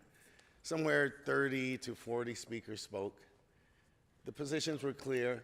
There were another 70 speakers who were on the queue. I didn't have an evening appointment. I would have been happy to stay there for another 2 hours or 3 hours. I don't know if it would have changed the nature of the discussion. And in managing the meeting and having some deference to other members of the committee who had other schedules, I stood to the announcement, which was what was announced, which was our legal obligation, was to meet what we had announced. Our attorney's here, he can verify that. And so we fulfilled that, and we heard the public comment. And then we had the debate. Everybody was allowed to make their presentation, and then we had our votes, and the votes were as they were. And so for those who suggest that we didn't hear or didn't want to hear the public comment, we did. I won't make those accommodations for other members of the committee next time, and I'll be happy to stay for the entirety of it. But that is the record, that is the truth, that is the transparency, and that's what took place. I thank you. Mr. De Leon? Thank you, Madam President. Just one quick commentary. I think it was sometime last week, colleagues, when LAS released their numbers from the homeless count of 2022. And the good news, obviously, Madam President, as well as colleagues, as we have, to date, we have flattened that curve. And the increase in the aggregate for a city 4 million folks was roughly about 1.7% approximately increase, if you will. And that's good news. And I want to say congratulations to all of my colleagues around the Horseshoe, to the fine, hardworking staff, and working with other service providers, doing that good work, especially during a time of a global pandemic. And I think it demonstrated that some of the policies, through the leadership, that were implemented really helped soften the blow tremendously and curtail that outflow of folks, into the streets. So I just want to say kudos to everyone who's worked really, really hard. I know that we grapple sometimes as well too with regards to other cities, and I think I myself sometime last week or perhaps a week before talked about the example of Miguel, who was born and raised in the city of Glendale, 30 of his 32 years, only to experience homelessness just one street over in City 14 and Eagle Rock. And now we're dealing with the consequences of of a life that I assume has been very traumatic, filled with severe mental illnesses within the city of LA. So it's not just external, also too. I can say that for my district, for example, in City 14, the data points, I have an increase of 20% of unhoused individuals, 20% increase in my district. And we really push the envelope really hard to disaggregate the data, because sometimes those numbers are so elusive, to really break down those numbers. And it took us, some elbow grease from my staff to really disaggregate that data, specifically with those who control the methodology and who put the quantitative research together, as well as the qualitative research. And what we saw was, with my 20% increase, and we had a 10% increase with folks with RVs and cars, but we also had an increase due to PRK and folks from other districts, quite frankly, sending their unhoused individuals into my district. And I know, for example, my neighboring district, which has the second largest homeless population in the city of Los Angeles, CD9, numbers increased as well too. So it's not just the exportation, if you will, from other cities of the 88 cities within the county of Los Angeles, but it's also the exportation from within the city itself. Because if interim short-term housing as well as permanent housing is not being built, respectively, in the districts where our unhoused neighbors originate from, then they're being pushed out, and numbers are moving up and down everywhere. So that's why sometimes the editorial of the LA Times did a very interesting editorial, I would say, that the numbers are really not the numbers until you really break down and dig in deeper. And that's why it's really critical that collectively, and I'm sure, Madam President, maybe sometime next week we'll discuss either publicly, if it's going to be in closed session, some of the legal issues that we have landed on with the county as it relates to the LA Alliance. But it's really critical that we really collectively, row together, in one direction as we address the issue of homelessness. Thank you very much, Madam President. Thank you, Mr. De Leon. Mr. Price? Thank you, Madam President, colleagues. I just want to thank Councilman De Leon for bringing this forward. And let me just sort of chime in with my thoughts as well, and the frustration I think that some of us feel. We're one of the districts that's built the most in terms of beds, PSH, affordable units, almost 3,500 units over the past several years. And we've got another 1,000 or so in the pipeline. But we also saw our numbers go up, and our numbers were about 14%. Yet, there's no accountability or little accountability for sharing information. Just basically sharing information with the offices. I find it problematic that when my office requested information on the sheltered versus unsheltered population, we couldn't get those numbers. We couldn't get them. And that's a frustration, Madam President, that a couple of other colleagues have expressed. I think that you'll agree that a basic thing to ask is, what are the numbers? What are the facts when we're assessing our homeless count data? And our office just hasn't been able to get that.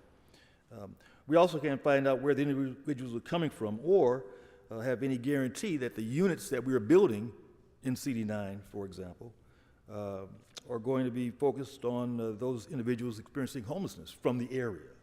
I mean, we know it's a citywide, countywide issue, but we do take some proprietary interest in building these units and in hoping that folks in our community will be able to take advantage of it, not coming from someplace else. So when we get the homeless count numbers that simply say that this district went up, this district went down, I don't think it really provides a complete picture of what's going on, and I think we deserve more. If the city is going to be tasked with solving these problems without serious investment from our neighbors, our neighboring jurisdictions, and the county, then I think we have to start having more control over the placements. I think we have to have that control. And we need an agency that provides us with the basic data so that we can make those decisions. We can't ask our constituents and taxpayers to carry the burden of ending this humanitarian crisis without delivering on our promise to see that the people in our neighborhoods are taken care of first. And that's a real objection and a concern. So I'm tired of the runaround. I'm tired of asking for equity when it comes to funding. I'm tired of building beds and then no tangible results on the streets, at least from our observations. And so, members, again, we need to demand, I think, more from our partners and from our own city departments, because we all have a role to play in this. If we're serious about bringing about change and really solving this crisis, it has to be more accountability, more visibility, more a greater commitment, again, not just from LASA, but even from within our city departments, to address these issues in a way that provides transparency and some confidence that the efforts that we're undertaking are going to be met. Thank you, Madam Mr. President. Price. And I don't have to tell you, that's been the history of the city, where poor districts and poor communities continue to bear the burden, carry the burden for the rest of the city. And I think you and I know all that too well. So, Mr. Krikorian, you're next, followed by Mr. O'Farrell. Thank you very much, Madam President. Two things I'd like to discuss. First, this is a very important day in Toluca Lake because Rose Marie Chimo is celebrating her 99th birthday today. So I just wanted to extend birthday wishes to Rose. She was born in 1923 and immigrated to this country from Altamura, Italy, Mr. Buscaino, at the age of 7, and like so many other immigrant families, established a life here and had a great success. She went to North Hollywood High School, and in 1947 married her husband, Anthony Chimo, and together they opened a flower shop that for almost a half a century was a real destination in Toluca Lake. It was a place that everybody knew and loved. She later became an interior decorator, and she still lives in Toluca Lake to this day. So I just wanted to extend heartiest birthday greetings to Rose Chimo on her 99th birthday. I also have another announcement, which is not as festive. Members, in February, Russia invaded Ukraine, and the world, with outrage and righteous indignation, spoke out about it. To this day, many of us around the horseshoe have the flags of Ukraine on our desks, for the simple reason that in a civilized world, it is unacceptable for any nation to cross the borders of another nation with military force, without provocation, attacking a victimized nation. And yet again, on the early hours of Tuesday morning, the Republic of Azerbaijan, another tyranny, another military-dominated dictatorship, invaded another democracy when it crossed the borders of Armenia, shelling the cities of Jermuk, Goris, Kapan, Vardanis, Sotk, and other places in Armenia. Azerbaijan attacking civilian targets, shelling homes, shelling hospitals, relentlessly attacking without any provocation whatsoever a democratic country, the Republic of Armenia. Now, this council has stood for many, many years in strong support of the people of Armenia and in strong support of Artsakh. And when this same tyrannical dictatorship of Azerbaijan invaded the Republic of Artsakh just 2 years ago, this council stood strong, demanding meaningful response. Stood out on those steps, demanding that our federal government step up and do something to stop this unprovoked violence by Azerbaijan. But our government did nothing. Most of the world simply yawned and turned to the next crisis of the moment and ignored what was happening in Artsakh. And the result was the Azeris killed thousands of people, destroyed civilian targets, used cluster bombs and chemical weapons, committed countless war crimes against the Armenian people of Artsakh, and crossed the border of Armenia at that point too. And the world did nothing, opening the door to any other tin pot dictator across the globe to do the same, and basically inviting, by our own inaction, Putin to invade Ukraine. Well, I'm sorry to say that because of that inaction now, Azerbaijan is again taking advantage of Putin's setbacks in the Ukraine war to invade Armenia. And I think that it's, first of all, I want to say how much the Armenian community appreciates this council and its support. Many of you have many families in your district who right now today are worried sick about whether or not their relatives in Armenia are about to lose their homeland to this invasion, whether they may themselves be killed by this invasion. And so I want to thank all of you who have stood up and spoken out about this, especially Councilmember O'Farrell, who's always been one of our longtime champions, Councilmember Kretz and Councilmember Rahman, Councilmember Blumenfield, Councilmember Rodriguez, and so many others of you who've done so much to speak out on behalf of the Armenian people. This is one of those moments that is absolutely vital that all of us and everybody who cares about democracy and cares about the rule of law and cares about the sovereignty of nations must speak out and demand action from our federal government. Tomorrow, Nancy Pelosi is traveling to Yerevan to show support for the people of Armenia.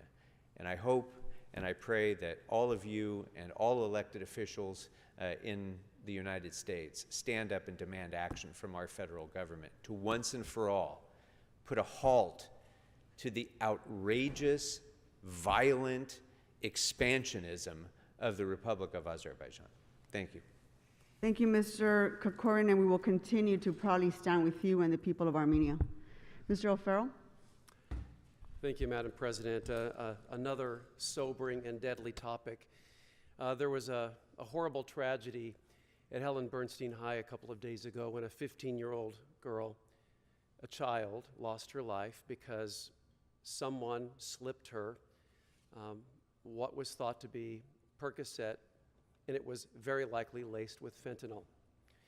Happened in a restroom at Bernstein High School, and around the same time, it is thought that another student was sold fentanyl-laced Percocet at a nearby park. Spent a very sad afternoon into the evening at the high school a couple of days ago. The entire community is traumatized, the school, faculty, students even more so, and then we have families that are completely devastated, and one in particular where this young child lost her life. They'll never be the same. And what I want to impart on everyone who's listening is you won't necessarily be told when there are issues at our schools. So collectively, we must pay closer attention to our middle schools and our high schools because the youth aren't necessarily going to share this information with a council office.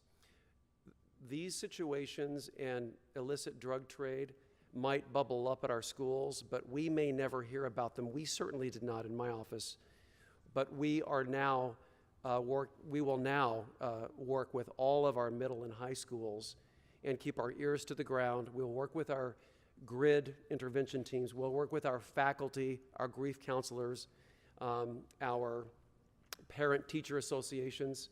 I went to the school last night to be interviewed, and there was an altar, and traumatized parents gathered at this altar at 8:30 p.m. around the school and spoke with them, and they said that it's been known for months that there is an illicit drug trade at the school, and unbeknownst to a lot of people. So what I'm taking away from this is leaning in, talking to parents, and asking if they've heard of drug trades, overdoses, et cetera, at our schools. Colleagues, fentanyl is everywhere in higher numbers. Drug pushers are lacing Percocet now, heroin, meth, cocaine with fentanyl. It's cheap, 2 milligrams will kill you. Some of these kids are turned on to it and have never taken a drug in their life, and that's the end of their life, one time. Now, it turns out arrests were made yesterday. The police might have cracked this case, but it's going to go much further because the perpetrators were a 15-year-old and a 16-year-old who sold these illicit drugs to other 15 and 16-year-olds. So we know that there is some organization, and I'm sure it's made up of adults who are predators to our youth.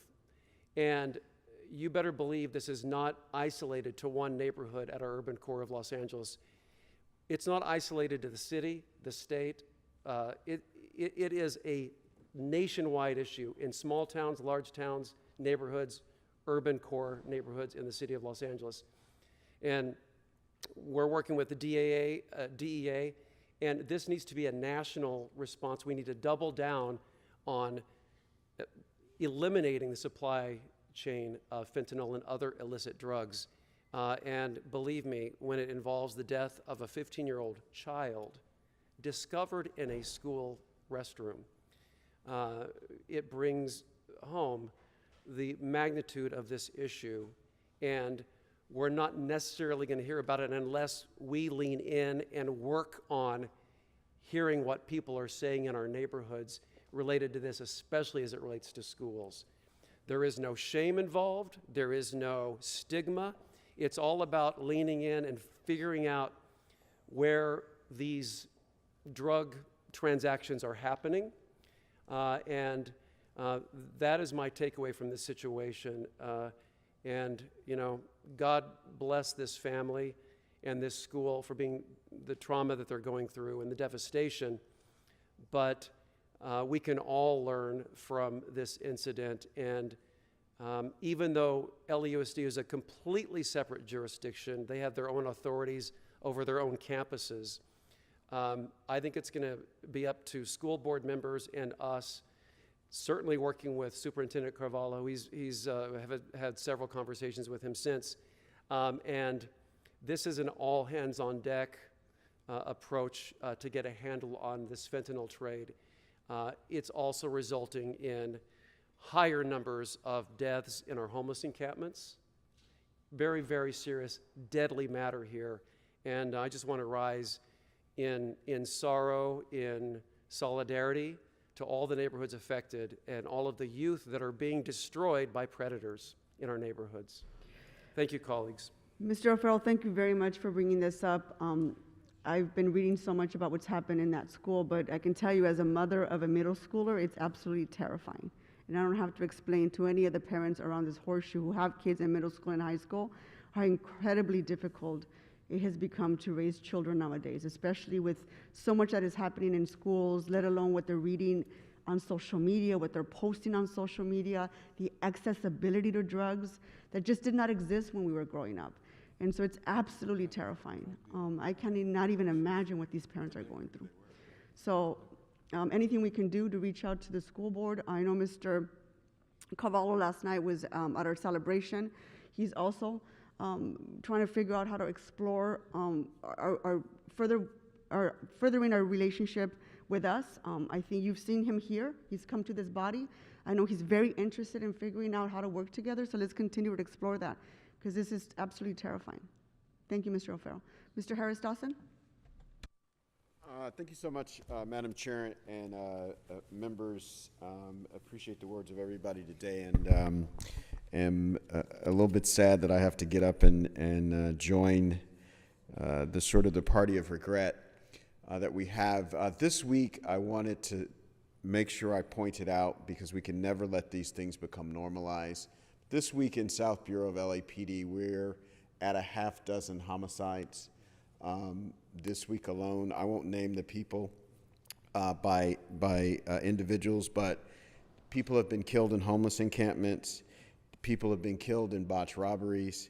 People have been killed within households, arguments between family members. And so the role of guns is pretty consistent in all of these cases. But I just rise to ask everybody under the sound of our voices to just take a breath. It's a tough time for everybody. And it feels like people are getting angry and our tempers are very, very short. And regular interactions that have conflict in them are ending in tragic ways. I want to thank Mr. Price and members of LAPD, our community intervention workers, gang interventionists, community organizations. We all went out to Roscoe's Chicken and Waffles yesterday to have lunch. We filled every seat in the restaurant to make sure that restaurant doesn't go out of business, because social media is now saying you can't go to Roscoe's Chicken and Waffles because this event happened there. But I just wanted to make sure I used my voice to call this out, because this is one of the toughest weeks with regard to homicides that we've had the entire time I've been on this council. And so I want to sound the alarm, support the community, support law enforcement to help us get in front of this. Thank you, Mr. Harris-Dawson. Mr. Cedillo? First of all, let me echo Mr. Harris-Dawson's comments.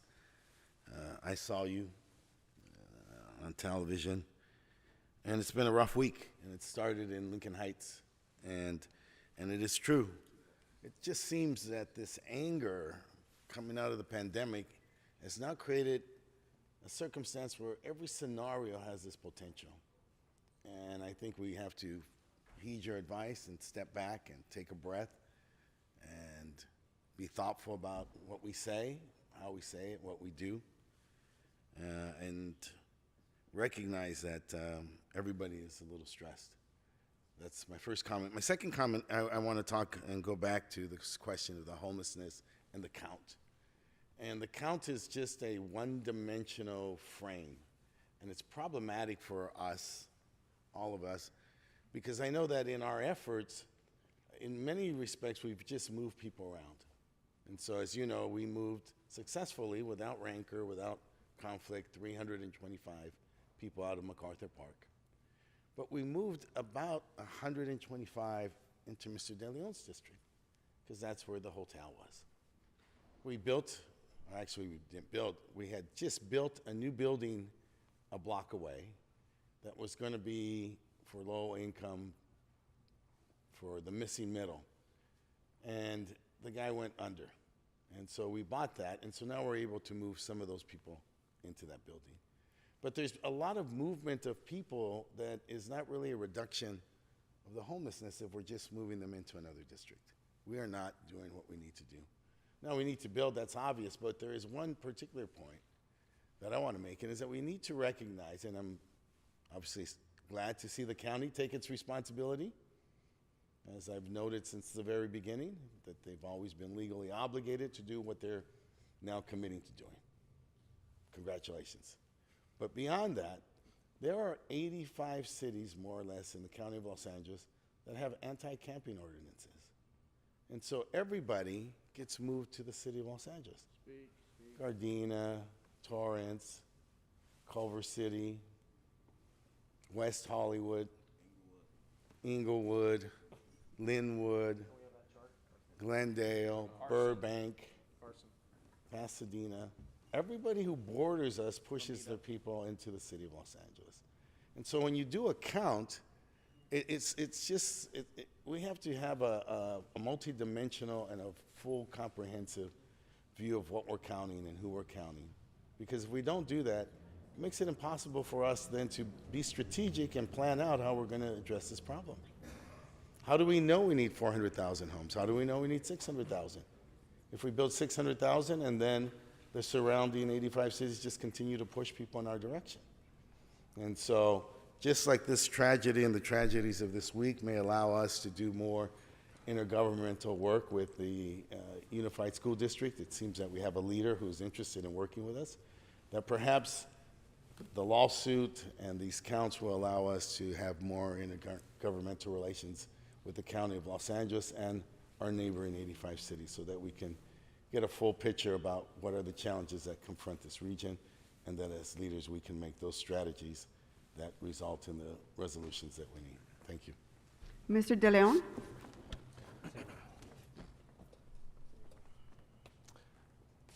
Thank you very much, Madam President. I just want to touch on a couple points here, and there was one point I originally forgot about, but to Mr. Krikorian, I know he just left right now. I know that collectively we stand in solidarity with him and the Armenian people with the continued atrocities from the Azerbaijani people towards the Armenian people and the people of Artsakh.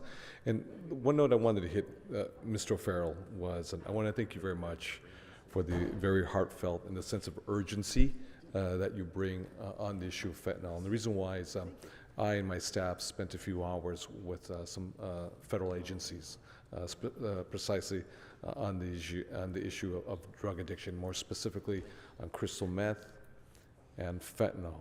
And the reason why I bring this up, because when we deal with the issue of homelessness, sometimes folks harken back to some era of our unhoused neighbors being like perhaps hobos, you know, with the stick and the satchel in the very back. That has changed quite dramatically with fentanyl and crystal meth. And whether you live in Sherman Oaks or in Encino, and you're going to a house party and they give you a pill, or you live right down there in Skid Row, it is impacting, because 2 milligrams on the tip of a pencil is enough to kill you. So there is no drug rehab programs. There's no drug treatment programs. You die, and that's it. So I thank you very much, you know, for bringing a sense of urgency and that heartfelt, you know, tribute to this young, beautiful, precious 15-year-old girl who passed away tragically, you know, at Helen Bernstein High School in Hollywood, in your district. And the sad thing about it, speaking with Mr. Marquise Harris Dawson, so also to the heartfelt, you know, tribute to the death of this very young rapper who died, aimless death at Roscoe's Chicken and Waffles. And what has happened, you know, throughout South LA and throughout the city of LA as a whole, is that, you know, you can live in South LA, you can live in East LA, Skid Row, Sherman Oaks, Encino, the Hollywood Hills, and this is devastating all of our communities. So, you know, thank you very much. And the kids who probably sold it, gave it to another kid who gave it to the 15-year-old, they're probably young kids who don't even have the slightest clue that what they had was laced, you know, by the vertical chain of folks, you know, the designer drugs, the synthetic drugs, with the chemical compound coming in from the Republic of China, with the new cartels creating a new consumer market, if you will. So thank you very much. Madam President, there was just two things I wanted to add in general, which is, and I forgot to mention, is in Skid Row, colleagues, which is the largest concentration of poverty anywhere in the United States of America, and the poorest black community in the United States of America, more so than Compton, South LA, Watts, or Inglewood, or anywhere else in the United States of America, we actually had a 6% drop in homelessness. Yet we had a 20% increase. Because when you export unhoused neighbors from other parts of the city, as well as other parts of the county, into City 14 through program Room Key, when we wind it down eventually, we're responsible now for housing financially and all of the human work that has to be done by staff and others. All of those individuals, now we're responsible for them as well too, to house them, perhaps in other interim units, or most ideally in permanent supportive housing. So it wasn't just the numbers that have been skewed, but also too now the burden and responsibility. What we currently had, then you compound that now, because if we don't, then once those doors open up, they're back on the streets once again. Because remember, if you are unsheltered, or I should say, even if you're interim housing, you are technically considered an unhoused individual within the city of LA per the criteria of LASA. So I just wanted to point that out. Thank you very much, Madam President, as well as colleagues, for allowing me to indulge myself on this important issue. Seeing no other members on the queue, I'm going to go ahead and ask all of us to rise for adjourning motions. I will start on my left with Mr. Buscaino. Thank you, Madam President and members. We lost a treasure in the city of Los Angeles. Katie Carlson, I ask that we rise and adjourn in her memory.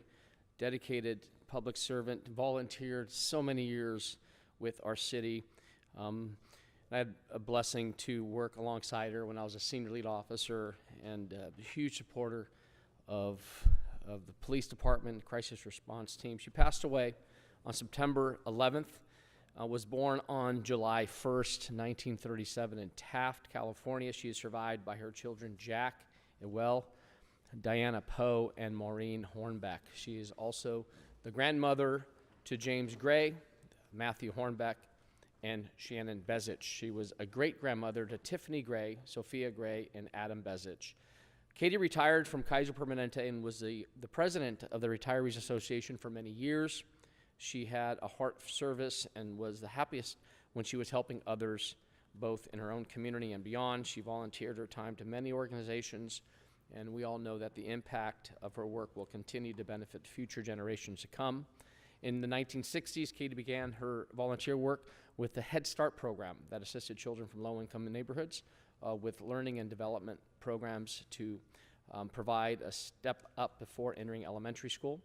Katie also taught catechism class for the after-school program at Nativity Catholic School, where her children attended, and other public schools as well.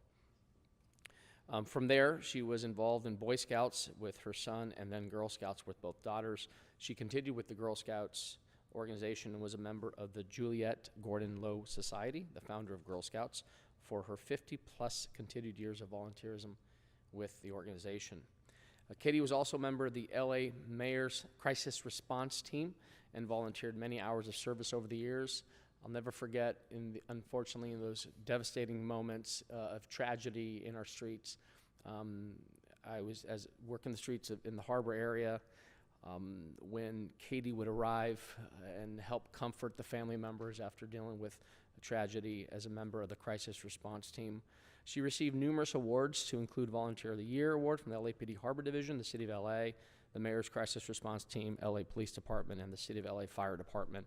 She was also a member of the Harbor Lights, the LA Gateway Chamber of Commerce, Harbor Gateway Neighborhood Watch, Captain, and various other organizations, and that she remained active in. She will greatly be missed by her family and our entire community. Katie Carlson, may she rest in peace. Thank you, members. Thank you, Mr. Buscaino. Any other adjourning motions to my left? Any other adjourning motions to my right? Seeing no other adjourning motions, our meeting is adjourned.